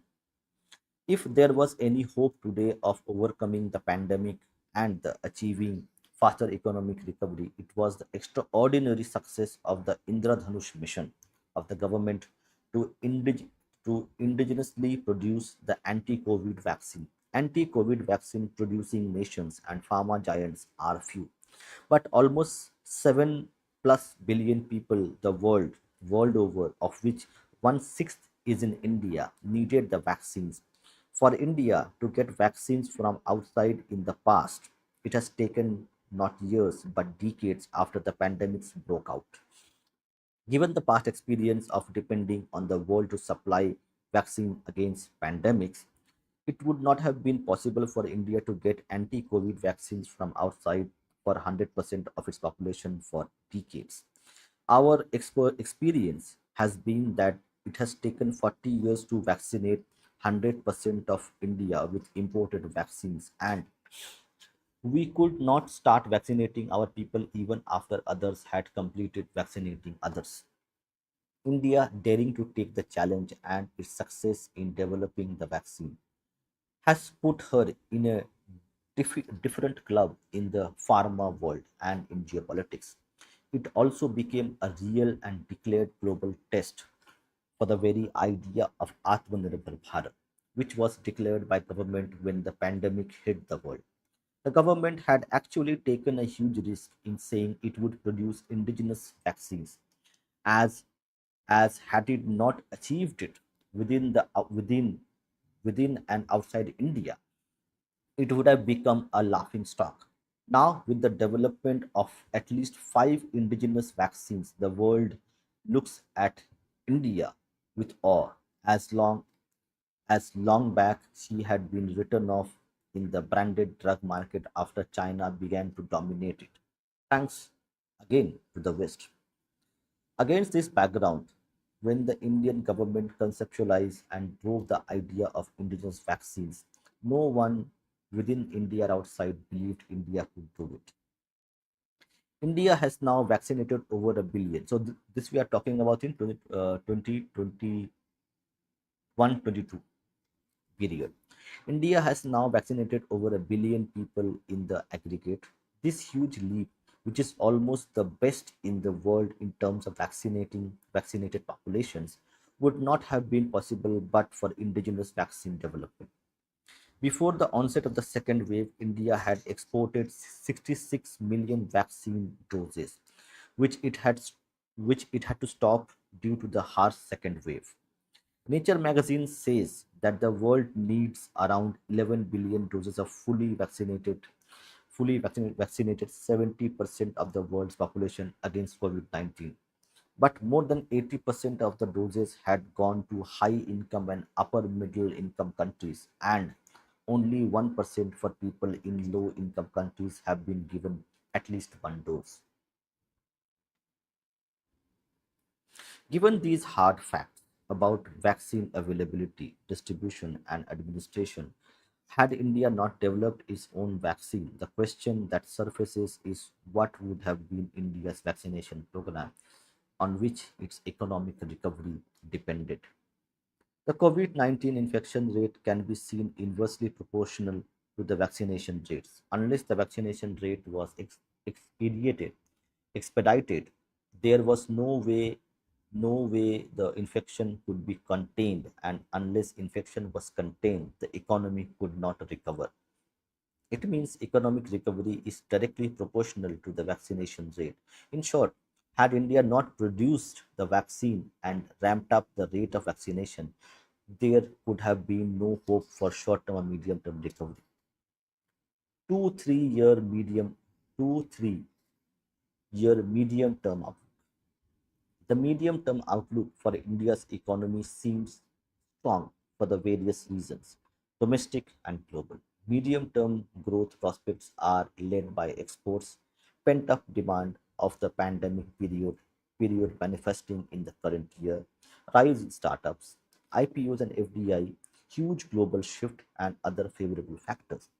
The Indian economy has undergone several major reforms in 6 years, some of which certainly were shocks that affected growth in the short term. Demonetization, GST, digitization, Jan Dhan Yojana, and direct benefit transfer, and Mudra credit, to name a few. Demonetization, Jan Dhan Yojana, direct benefit transfer were major reforms which made GST possible.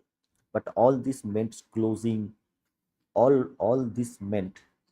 closing wrong ways for the doing business and governance.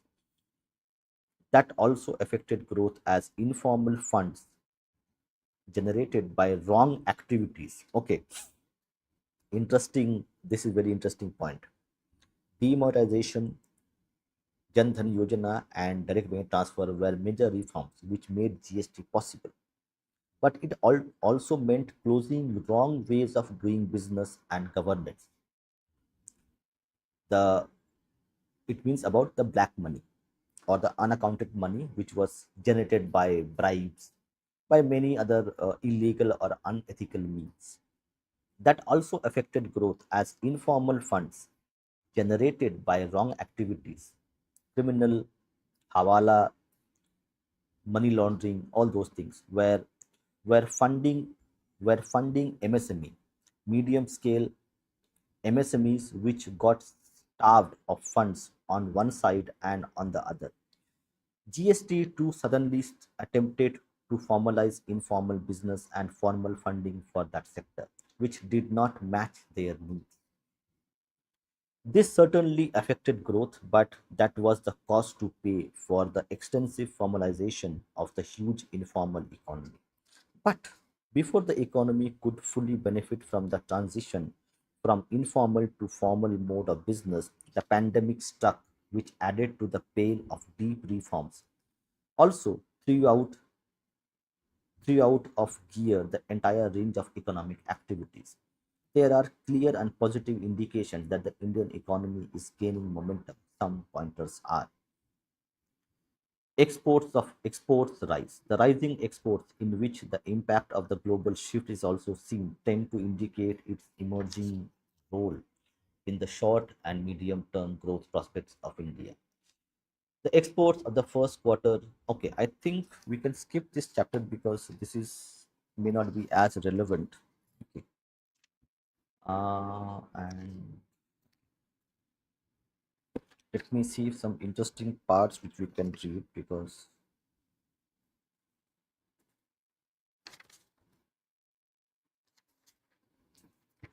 maybe we can read one more chapter, a little bit of it. I think this part we can read. External challenge two. Okay, where is external challenge one? I can get that. Okay, India internal security issues. In a statistical term of number of attacks and casualties, India's internal security has improved in the last 6 to 7 years. The incidents have come down from 523 in 2014 to 299 in 2020 to 206 in 2021 so far. The fatalities have halved from 1012 in 2014 to 591 in 2020. to 375 in 2021 so far. Civilian casualties have come down in three-fourths from 400 in 2014 to 106 in 2020 to 70 in 21 so far. Casualty of security forces has come down from 167 in 2014 to 106 in 2020 to 75 in 2021 so far. The number of insurgents killed has also come down marginally from 441 in 2014 to 385 in 2020 to 230 in 2021. So far, suicide attacks have become rare. External challenges: 1. Motives of China's moves at the border and outside to make India a political risk and undermine its value as a safe alternative to China. Remember, when the West, especially Europe and American governments and policymakers, took a decision that an autocratic China and aggressive China is not good for the Western alliance, for the Western world, they took that initiative to decouple from China and invest building relationship, economic, geopolitical relationship with India. Then China had to react. And how China would react? China would make the border hot, especially the eastern and the western borders in Ladakh and also in Arunachal. And we have seen that happen in Galwan, where the fist fight took place between the Chinese and Indian troops. So this is the external threat to Indian economy. Talks between India and China to unlock the Ladakh border standoff following the unprovoked violent clashes initiated by China in June 2020. Efforts by Chinese and the Indian army officials, aided by diplomatic initiatives to ease border tensions, have been painfully slow process. But despite distrust and apprehensions on the Indian side about the China's intentions of engaging in the adventure, some de-escalation seems to be taking place. According to the latest reports, India and China had completely withdrawal of forces from the Gogra region of the eastern Ladakh after a year-long sensitive standoff. The disengagement, which included both sides removing all temporary structures and other associated infrastructure and returning the landform to its pre-standoff state, is reported to have taken place in August 2021. With Gogra Agreement, and India and China have now concluded agreements in four of the six flashpoints: Galwan, the north and south banks of the Pangsong Lake, and Gogra. Depsang and Depsang and Hot Spring are still locked in a stalemate and are the most sensitive areas in subsector north from the point of view of India's security.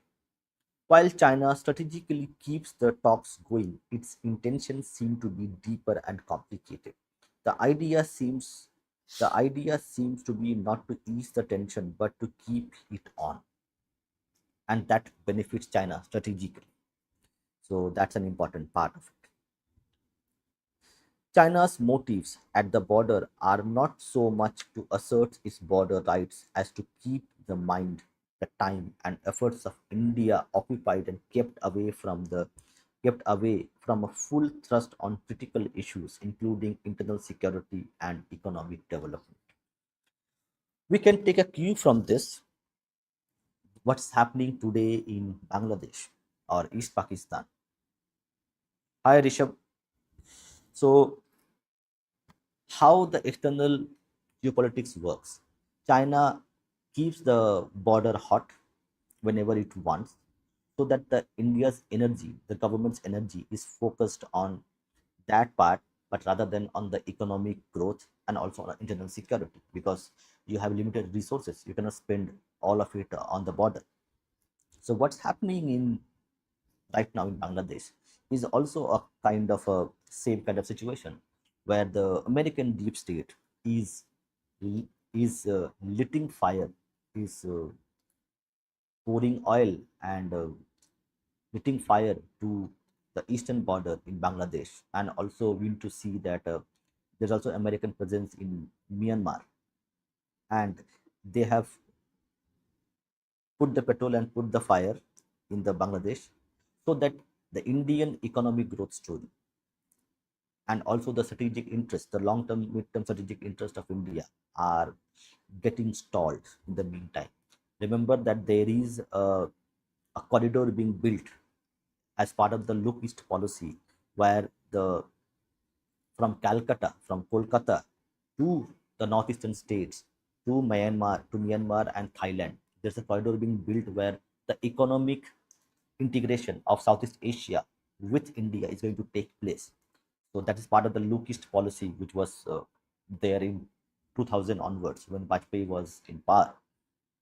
But this burning Bangladesh puts a hold to this Look East policy, where you have India is building the IMAC corridor. The IMAC corridor is built where from Chennai and Mumbai ports, there will be sea, land, sea, rail links between the Indian coast, the Israeli ports, and it will go towards the Middle East, Saudi Arabia, and that place.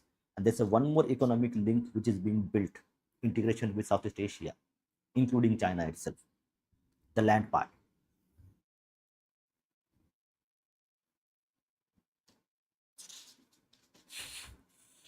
Okay, Rishabh. Okay, Rishabh has one interesting point. Also, if you spend on defense in the mountain, you cannot focus on the Andaman. Absolutely correct. And the Andaman base is very important strategically and also economically, because the economic might of Singapore is because of its location and the port. And if India can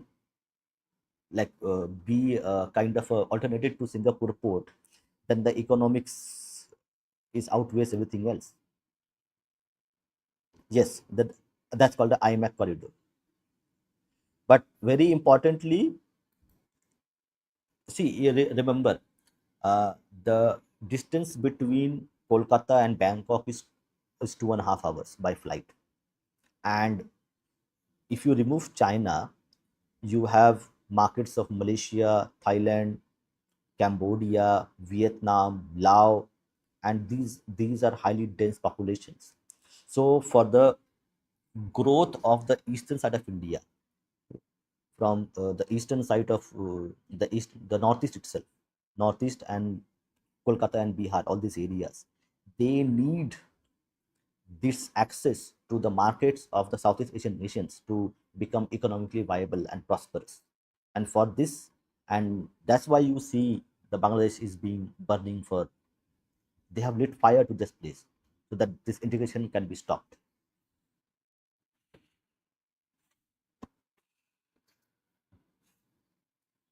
Okay. Hmm.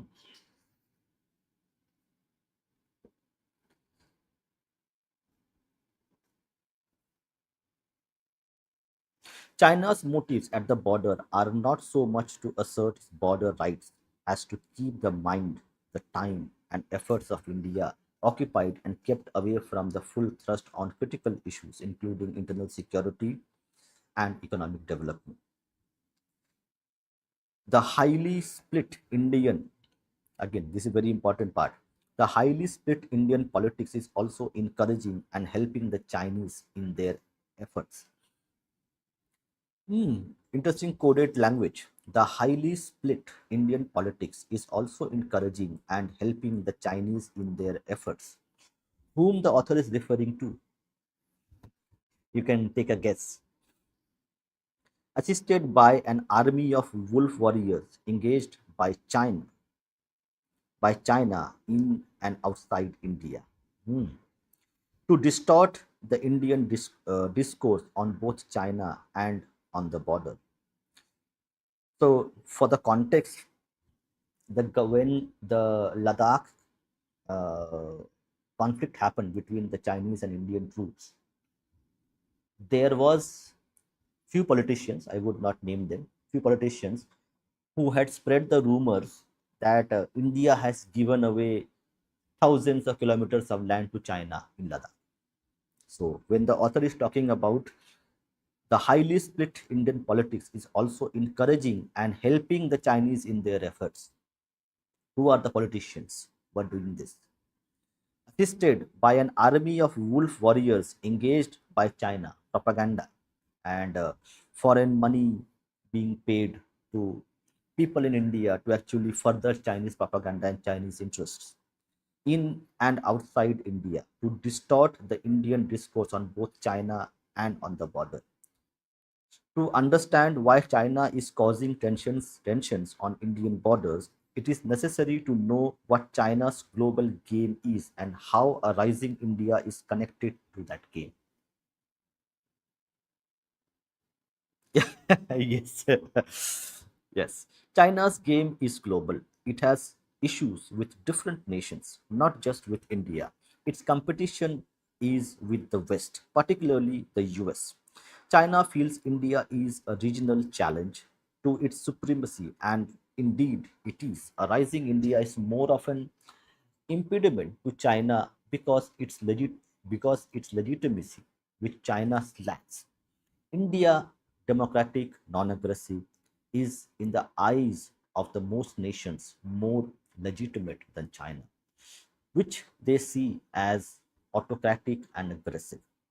Xi Jinping's China has been trying to play a positive global role, showcasing BRI project and offering and making investment in other countries to overshadow and overcome the disadvantage of its autocratic and aggressive image, which Western powers were doing doing during the Cold War period.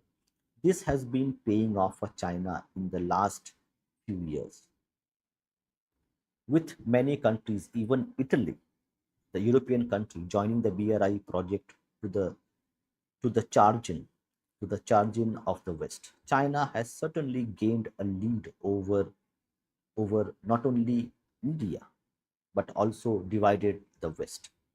And taking advantage of the stress of the Western nations since 2008 crisis, a, a presumptuous China has begun perceiving its own single-party autocracy and the oxymoronic Marx and market cocktail.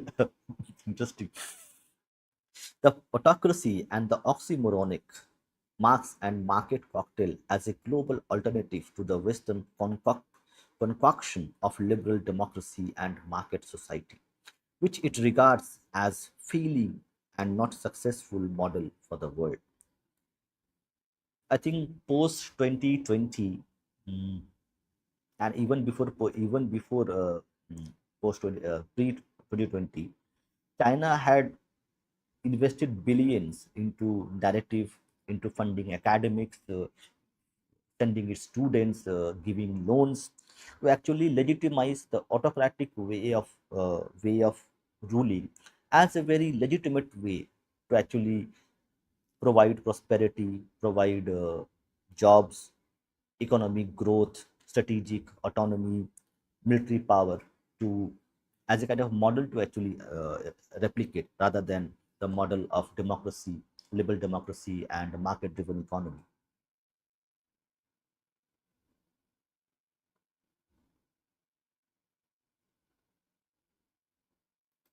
Mm. Correct, correct, correct. This is a serious and dangerous game from which China does not seem to have a retreat option. So China's wolf warrior diplomacy is very famous. Now it has been toned down, but 2020 or pre-2020, it was a kind of a Chinese policy, foreign policy arm, the so-called wolf warrior policy. In the in the kind of risk China has taken to position and push itself ahead of even the West, India is not presently a challenge to China militarily or economically. Why then? Why then is the Chinese army at India's borders? It is certainly not to reinforce its border claim by forcibly redefining it. The border dispute, which has been hanging for decades since before 1962 war, needs no urgent army action. The reason why China is at India's doorstep is because of the change in Western perception. Nothing happens in international politics, geopolitics without a reason. Why the Chinese army was at the border of India in 2021? Because of the West perception of India as a credible alternative to China in terms of its democracy and in terms of its market access. In Western perception about China that it is more safe with it and is looking at India as a safe alternative, as also a change in China's worldview that the time has come for it to shed its reservations of becoming a global power for which India may be an impediment, if not a competitor. China does not see India as a military threat in the short or long term, but given the challenges in the challenge, given the changes in the West West core China, it certainly would see India as a medium to long term economic competitor. Therefore, it has to undermine India as a safe and peaceful destination for those seeking alternatives to China. China might not mind other nations growing, but not India. As given the latter's demographic size and quality, its rise might well provide prejudicial might prove prejudicial to China's interest.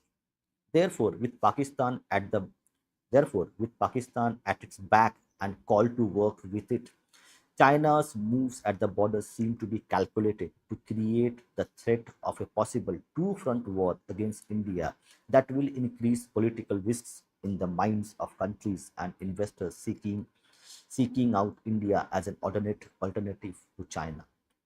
In short, China would not want India to be a safe alternative to it in the calculations of other countries, particularly Western countries. But China's efforts to disturb India on the border and otherwise may also prove to be its undoing. It's a dicey game China played because China doesn't want a war with India. But if India takes the bait and fights the war with China, then China's economic prosperity, economic power and muscle, which they have built over 3 to 4 decades, would be vanish in one war. So it's a game of cat and mouse which China had played at that time. But China's efforts to disturb India on the border and otherwise may also prove to be its undoing.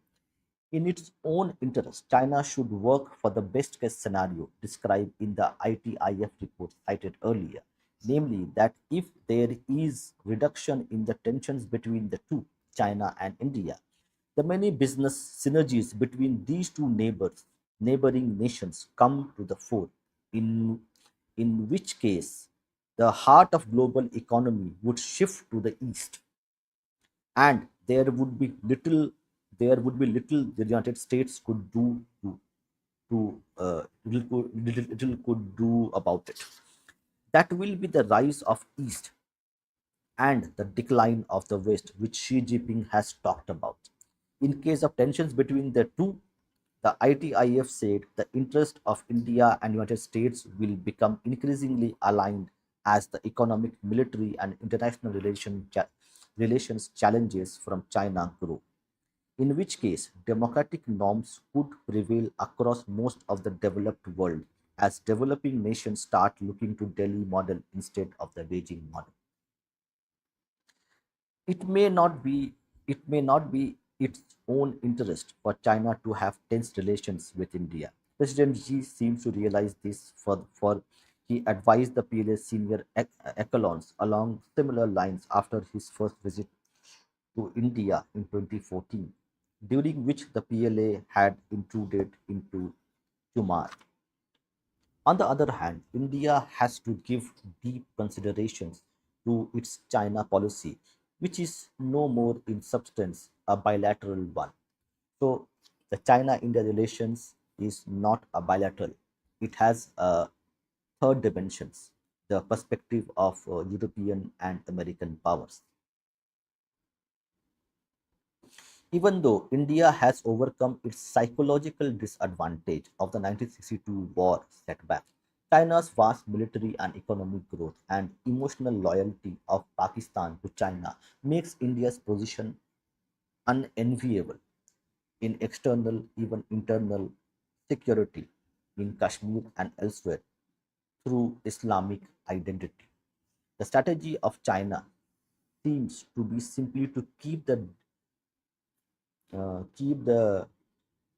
Damocles sword of war at, or even beyond the border, and the possibility of two-front war hanging over India, so as to keep India's mind occupied with the threat and thereby bargain with India not to move too close to the West. When we call correct 8D chess, 4D chess, 3D chess, this is the chess which is being played at the international geopolitical level. In the past decade, more In the past decade and more, India has always bilaterally managed its issue with China, but of late it has been increasingly drawn into the complicated China versus the West issues, and India has to keep guard to make sure that the China-India relations be only remain bilateral, not no third party should come into play. While China has while China has a Pakistan to use as its shikhandi, the famous proxy warrior of Mahabharata, who sidetracked the mighty Bhishma while Arjuna targeted him as his main adversary as a proxy warrior against India. India has no such proxy warrior to sidetrack China. India can play the Tibet card, but unfortunately, they are not playing it. But yes, India has one more card which they have played quite well in actually Myanmar. So India shares a border with Myanmar, and the troops who are near the Indian border, especially the Arakan army, Arakan that region. So China controls Myanmar, the central government, but the Indian influence is still there in Myanmar, close to the border regions. Mm, we will discuss this. Okay. I will just finish this part, and then I will open up the stream for the audience to come and discuss and talk to us. You can just read this last part of it. Therefore, while entering strategic relations with the West, which has declared China as a systemic competitor, India needs to be careful, if not risking open enmity with China by its own commission or omission. If China openly chooses to declare India an enemy, that is a different matter. But India should not implicitly or expressly do so. India should consciously be part of Asia in culture and geopolitics, and not part of the West. India should be more in tune with China's neighboring Asian nations. Again, the look east policy. This line is very important when we are reading this. That is a difference matter, but India should not explicitly do so. India should consciously be part of Asia in culture and geopolitics, and not part of the West. India should be more in tune with China's neighboring Asian nations. India doesn't have a Pakistan equivalent whom it can play against Chinese, but India can by extending its geopolitical influence, its trade, its economic relations with China's neighbors. Who are China's neighbors? Cambodia, Myanmar, Thailand, Asian nations which face an adversarial China, Philippines, China, and not adopt the stance and policies of nations geographically distant, which have declared China a systemic adversary. In his famous treatise, uh, Sukraniti, Shukracharya says, one should not declare anybody to be one's enemy, nor oneself be enemy's enemy. How the two giant neighbors handle their relations in the medium term will decide the geopolitical ecosystem of the world and also future of the rule based geopolitical and economic order which has sustained the world after the Cold War. So we will finish the reading here. So people who want to join the stream, the link is there in the members only post for people to come and discuss if you want, or else I will some take some comments.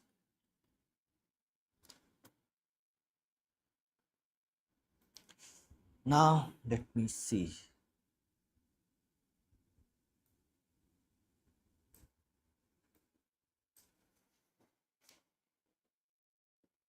Hmm. This was a good question from Vyom. I think how many we have read? Okay, we have one more guest already joined. Others who want to join, do join us. If you want to talk to us, the link is available on the members only post. So do support us by becoming a member if you wish to talk to us and hear more from us. Hi, Niner. Niner, you are on mute. You have to unmute yourself.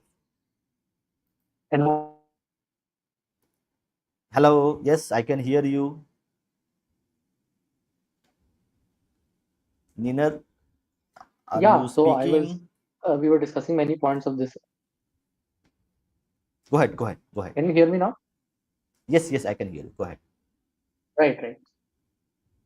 Yeah, we were discussing many points in the comment section also Hmm, about hmm, how hmm, hmm, individualism and the culture is fundamentally different from ours in the West, hmm. and how their society basically encouraged that. You can say the state itself encouraged the individualism there. I saw in Ah. another interview, S. Hmm, hmm, Gurumurthy hmm, itself, hmm, he told that hmm, hmm, hmm, um, the way the social contract there is that hmm, hmm, in 1960s or 70s, the hmm, American government told its people that you need to stop. You don't need to care for your families and like elders or any children that much anymore. And in place, you should pay a social security tax, and from that tax, hmm, the government itself will take care of your people. So that leaves like no responsibility on the individual.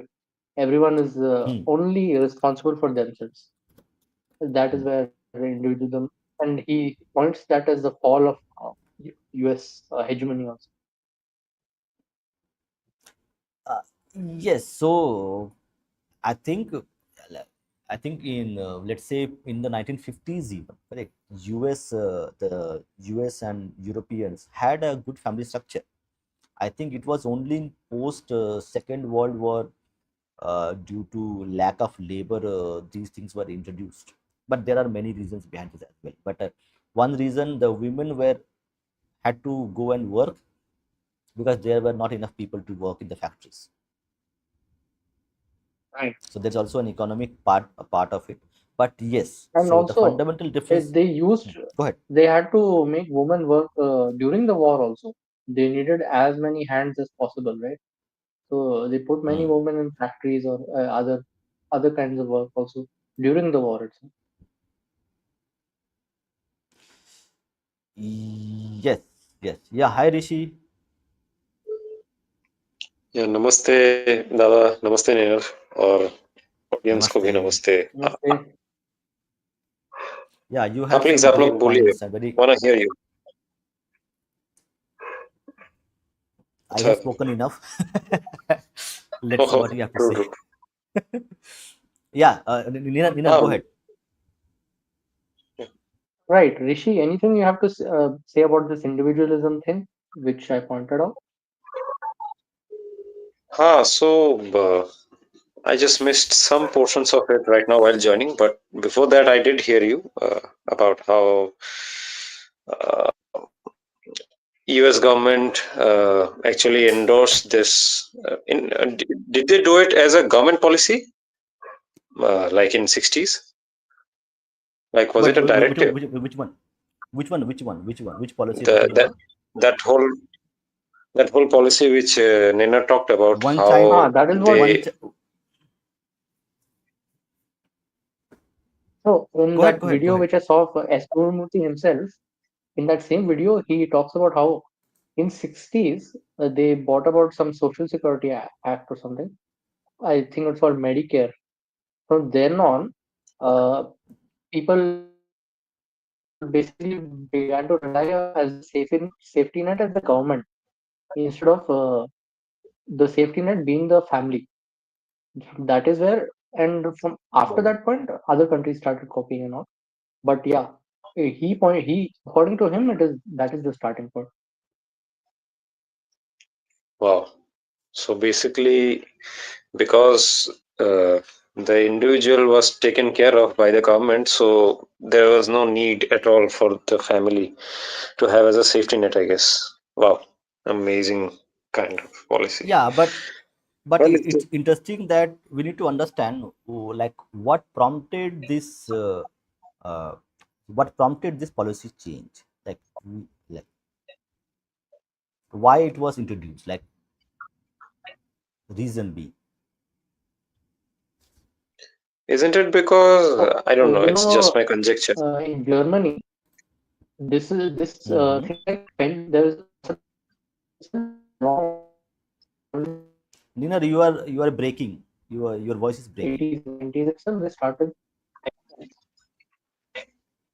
Nina, Okay, okay. Rishi, are you able to hear Nina? Because I think his voice is breaking. Yeah, yeah, his voice was kind of breaking. Maybe now he can speak, and Nina, I guess can it would you be just okay. My connection is not repeat? so good. You guys Okay, can anyway, speak. let's try.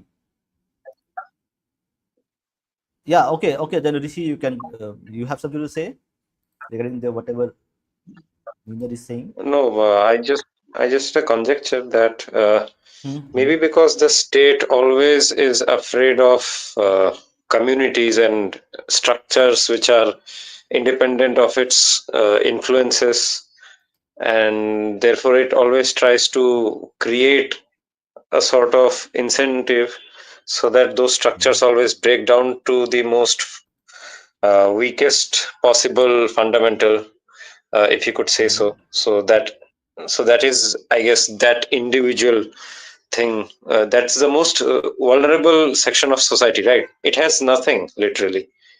It is totally. What should I say? It has no strings attached. It's a very bad word, but yeah, no strings attached at all. Completely floating in the air kind of a object, which can be forced into any direction possible. So I guess all that the state wanted was to create such sort of individuals and then manipulate them into various movements or crowds whenever time was required, right? What do you think? Any counterpoints or any Uh, points that you have? See, I think one is correct in a democratic setup. Correct.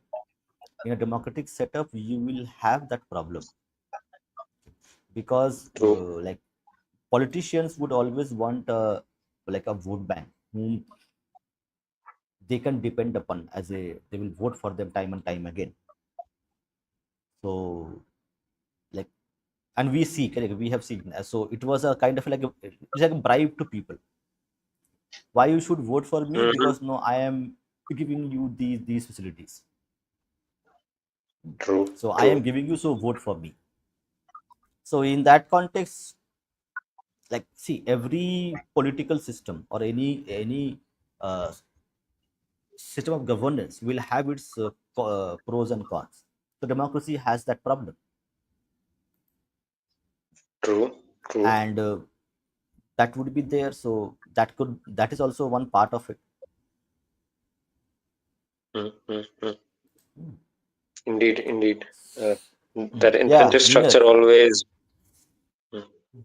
Kariner, please. Nina, yes, continue your So point. I think you made a as very far as interesting point. can you hear me? Yeah, go ahead. Can you hear me correctly? Yes, Yeah, yes, yeah. go ahead, go So ahead.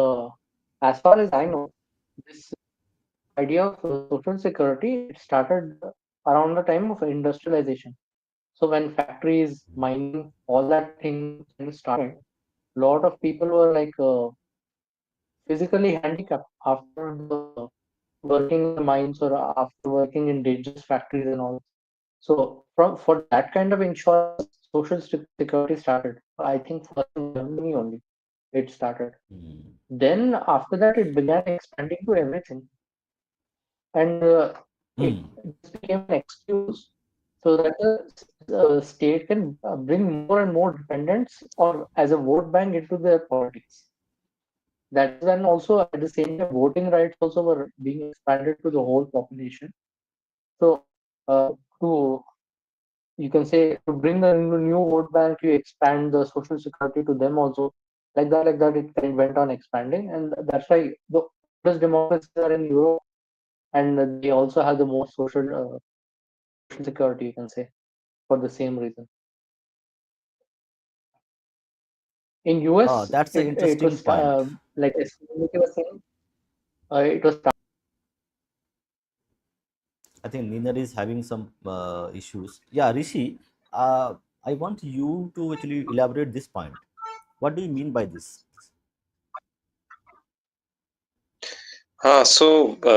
You've seen this, right? Like in the I like I do not like to use this word, but it's used very much by the racists in Western countries. So the third world, Hmm, hmm, aka the post-colonials. hmm, hmm, hmm. Okay, Ninad is back. The correct, Okay, the correct, third. correct. The A grade democracy and B grade democracy you're talking about. The book talks about. Yeah, yeah, yeah. The post-colonial societies which adopted this democratic means of governance, basically. Hmm, So these hmm, sort of hmm, nations, the hmm. third world, it seems the democracies in these set of countries never could sustain itself. Either they went into total dictatorship, like in Cambodia or like in Or various in other correct, countries. I am not even in Africa, correct. In Africa, it was Africa. very bad. Yeah, Yeah, yeah, yeah. when they were given independence, they went back to juntas, army rule, basically. True. True. Absolutely, absolutely. Liberia's case, so many. Hmm, hmm, Like Africa's case is one of the deadliest ones. So yeah, so these countries, I guess we are the exception, as Professor Babones also say. He says, right, we are the only legitimate democratic country in the third world, so-called, like among the post-colonials. Anyway, so in these countries where people were too poor and governance structures were not that robust, it was corrupt, weaker institutions were there. uh, these countries could not sustain themselves for long, as far as democracy is concerned, whereas the countries, the first world, who were richer, who were industrialized, who had better institutions, they alone were the ones to sustain this kind of governance system. And right now we are seeing even that is getting somewhat uh, shaky because of social media. Many of them say so, at least. But still, there is a uh, what should I say? Some sort of democracy, uh, at least at appearance. Also, there is that. It's not totally a dictatorship or an oligarchy, out and out. Like Russia is an oligarchy, right? Many say that it's a false system of governance and all. It's a conjecture the Westerners make. hmm, Let's hmm, posit it as such. hmm. So that was the point I wanted to make. So why is it that only the poorer countries are unable to sustain democracy, who are also very uh, like gung ho about holding on to it, and vice versa over there? Yeah. Okay, got it. I got your question now. So see, when Mr. Gurumurthy actually talks about this, let me actually show you the presentation. I think that will also answer a bit of questions as well. I have one more presentation ready. Hmm.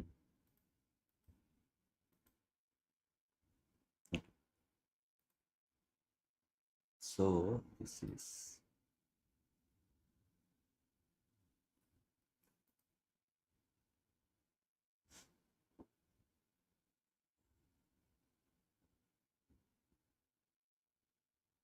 see, India is defined as an inclusive civilization that faces paradoxes of tolerance. Okay. So let's see if that point is addressed here. Okay, here it is. The core philosophy. When you are talking about the what do we say, developing countries, okay, developing countries, not developed countries, India's democracy is not a 1947 construct but an ancient pluralistic traditions. It balances individual rights with community duties, dharma.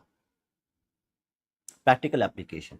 Gurumurthy refers to Ayodhya Ram Mandir as a symbol of civilizational rise, not just religious but a reassertion of living civilization after centuries of colonially imposed amnesia. So when you are asking this question, why it's sustained, because the okay, this is also an interesting thing. So a contrarian view as well, but we accept all kinds of views. So when you're talking about Rishi, that yes, the democracy that is prescribed as a pill or as a medicine to actually cure a society, that cure itself is wrong, because they they consider liberal democracy as one size fits all. Okay, for a Japanese person, for a Chinese person, for a Thai person, correct, they cannot just give away their culture, tradition, mode of worship because they want to be called as uh, liberal democracies. So this one size fits all culture or perspective, that okay, the way the Europeans or Americans have defined democracy, that is the gold standard. If you go below that, you are not a democracy anymore.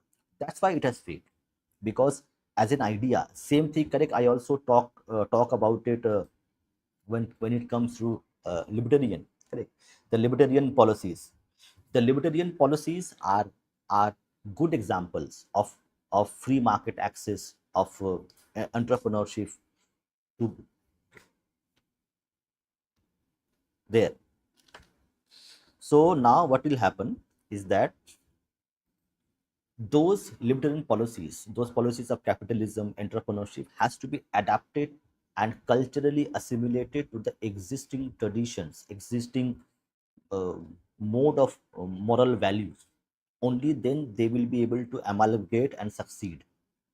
The problem was that Western democracies, the way they formulated, they want to impose that pill, and it should be taken by everybody. That cannot happen. When you have Middle East, Asia, in Asia, and Japan, China, India, even Russia, where they have their own cultures, which are thousand-year-old civilizations. They can't just accept one fine morning, one person, one country comes and says, okay, this is something you need to accept. That's why it doesn't happen that way. And also, correct, the culture of Middle East, the culture of Africa is very different. So that's why it has never worked and never will work again. Yes, Rishi. Yeah, so your point is that because of the ignorance about past timelines and the cultures. Superiority, correct. See, this Mhm. it also comes from, correct, Abrahamic thing, correct. In the Abrahamic concept, correct. So the West has basically has an Abrahamic concept of black and white, that I True. can be right, you can be wrong, you can be wrong, I can be right. So because West thinks I am always right, but in Mhm. the Bharatiya philosophy, in the Bharatiya tradition, correct, you can worship Shiva, you can worship Ganesha, correct, you can worship Ma Durga, Ma Kali, all are acceptable, correct? We are not telling if you worship Ma Kali, you are a lesser Hindu than me. But in the Abrahamic concept, if you do not accept God, you are not a good person. You are a bad person. You are a black guy. Correct? You are a black person. You are in the bad books of God. So that's where it Mm. comes from. So that's why the liberal democracy, the way it's framed by the Western nations, will never work and has not worked. In India, it has worked because pluralism is part of the ethos, the tradition of thousands of years. We have coexisted with multiple cultures, multiple traditions, multiple mode of worship and panth. That's why it works here. With an True, economy true, with a true. per capita income of $2,000, we are a democracy because we are a 5,000-year-old civilization, not because we have accepted the liberal democratic principles as our own. That illusion the West needs to let go. Okay, so I had another question on this. Mhm. You both can actually comment on this much more. Uh, Hmm. there is also this tendency within the Westerners to Hmm. like certify democracies, right? So, which is a good and a bad democracy. So, when it says Hmm. that India is a bad democracy, one of the things that it also says it not so clearly enough, but there is an implication. Hmm. You do not have great respect or a very good civil society, quote unquote. Hmm. This concept of a civil society, could you just elaborate it a bit for the audience and also me, both of you, if you could? Yes, Nina, you want to speak? Let's see, Nina, if you want, if I have to say something. Okay, Nina is has a problem with network. Okay, Nina, go ahead. Let's see your stake. Uh, so his question was about social spaces, right? Or so Yeah, concept of society. why no no why we need a civil society, like why there has to be a civil society, or else Civil you cannot be a society. democracy. Then Nina, again you have a From what I network issue. understand, this civil society is kind of an aristocracy of the modern times. Nothing else. Mhm. Gatekeepers, you want to say. Correct.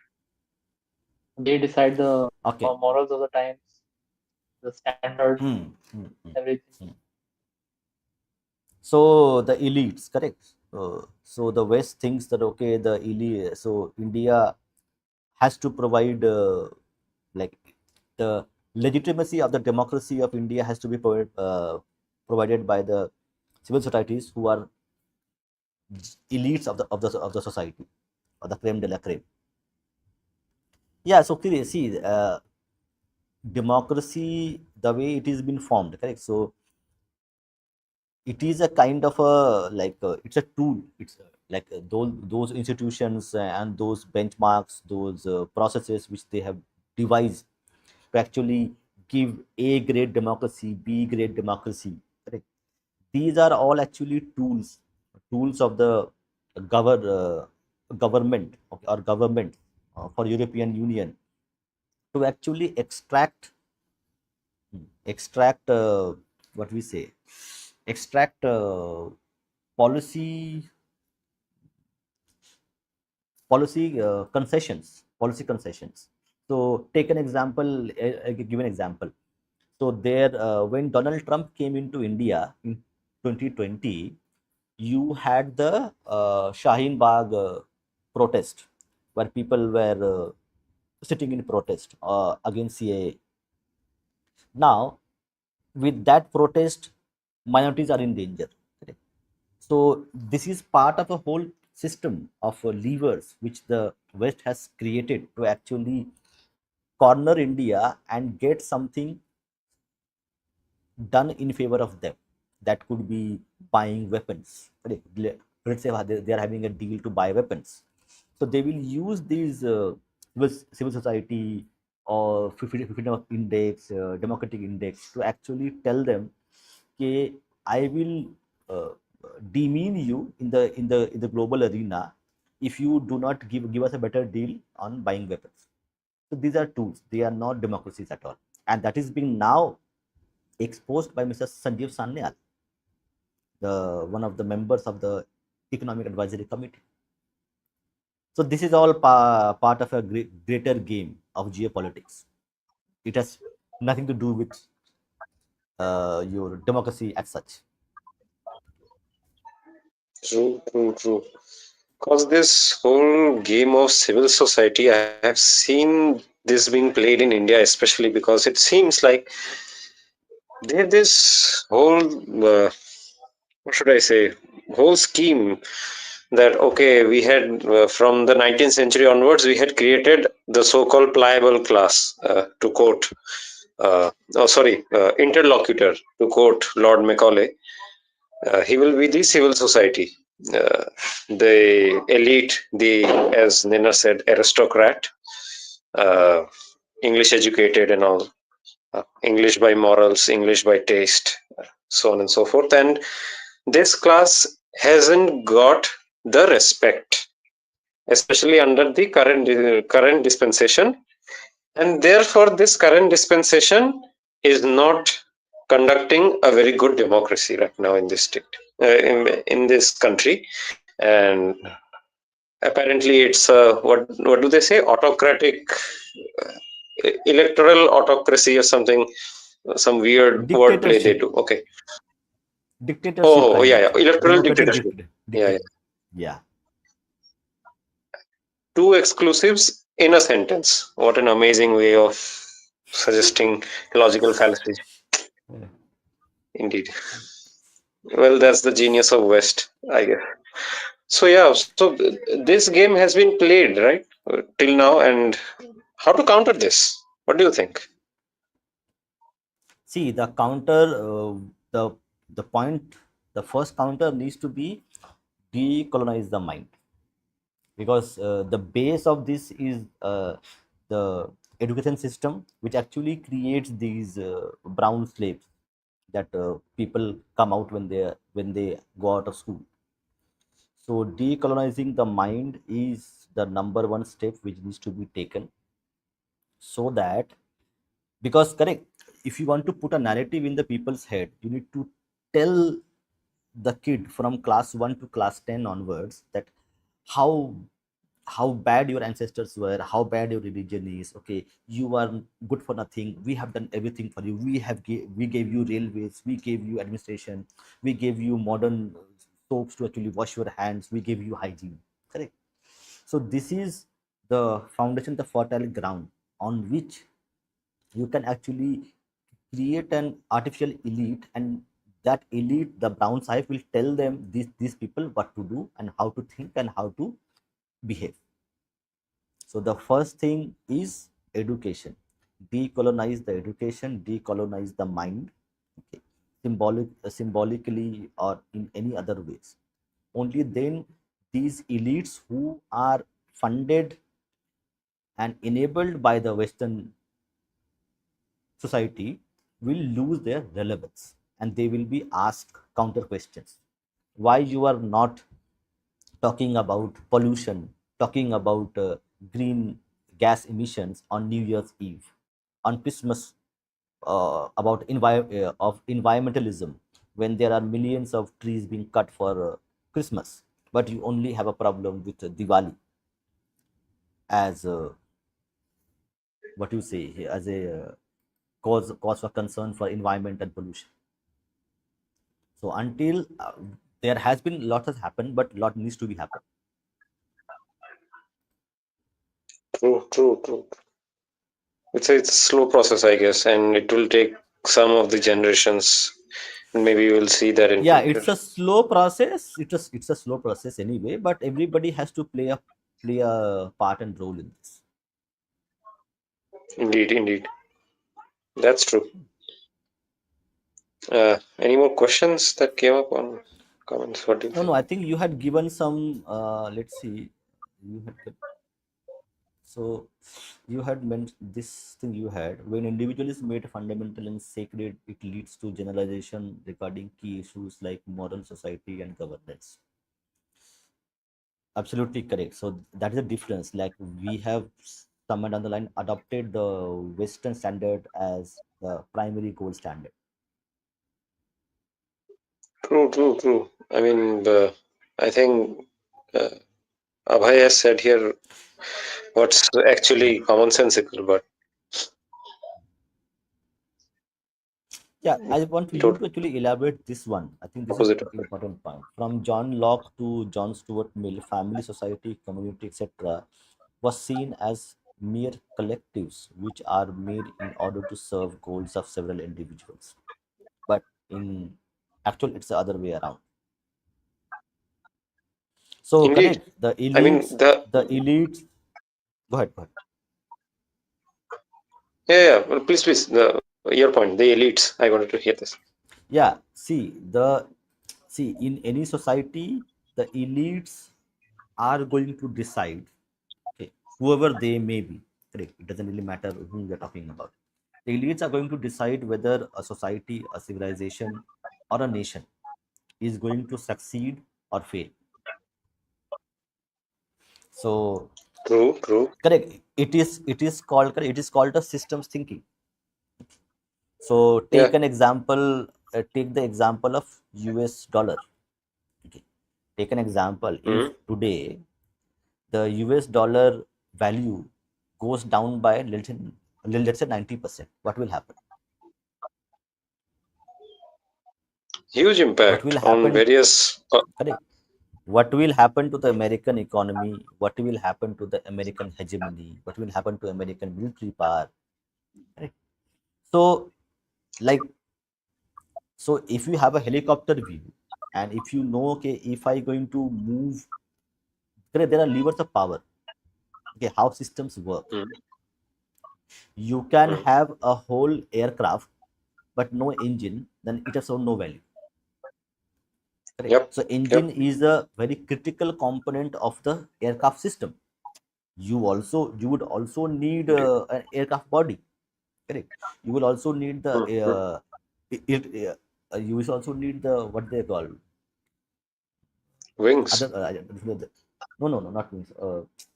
They are called the okay, rotors. forget. So there would be like there are multiple components, but there are few components which are actually make or break the thing. Okay. So Okay. Hmm. even everything remains as it is, just the US dollar value goes down by 90%, it depreciates, then that depreciation means the US hegemony, economic hegemony will go down. With the economic hegemony, the military power will wane. They will not have money to actually pay the people who are at the military barracks around the world. US has around 700 military bases. They will not have the money Yeah. to pay. Correct.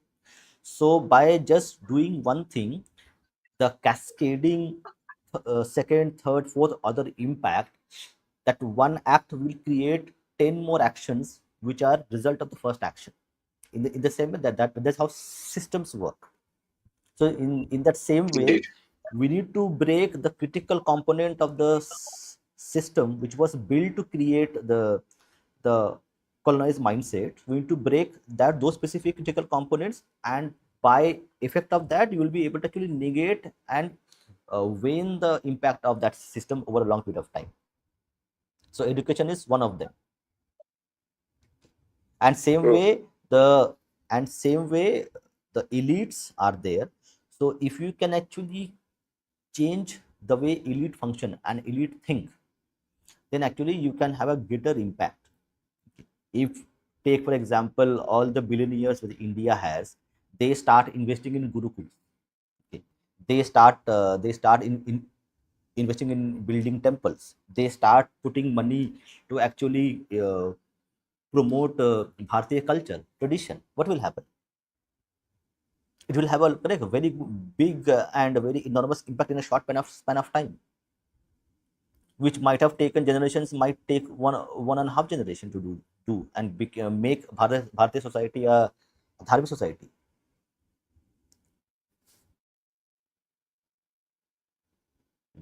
This is a interesting thing.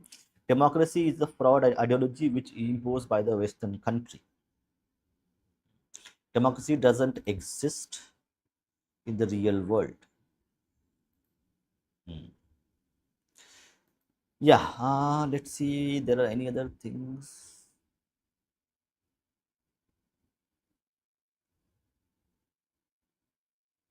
Okay, I think Rishi also left. No issues. Okay, do we have any other things to take care? Okay, there are no questions, but only a few comments which I already have taken. Okay, so thank you everybody for joining. We have two more special podcasts are coming. This tomorrow we have one podcast on Japan, very interesting topic on Japan we have chosen, and there's one more cast episode coming, cast in Germany, which will be happening on Sunday. So stay tuned, subscribe to our channel, share our content, and do support us if you want by taking membership or scanning the QR code to help to run this channel. Thank you. Jai Shri Ram. Vande Mataram.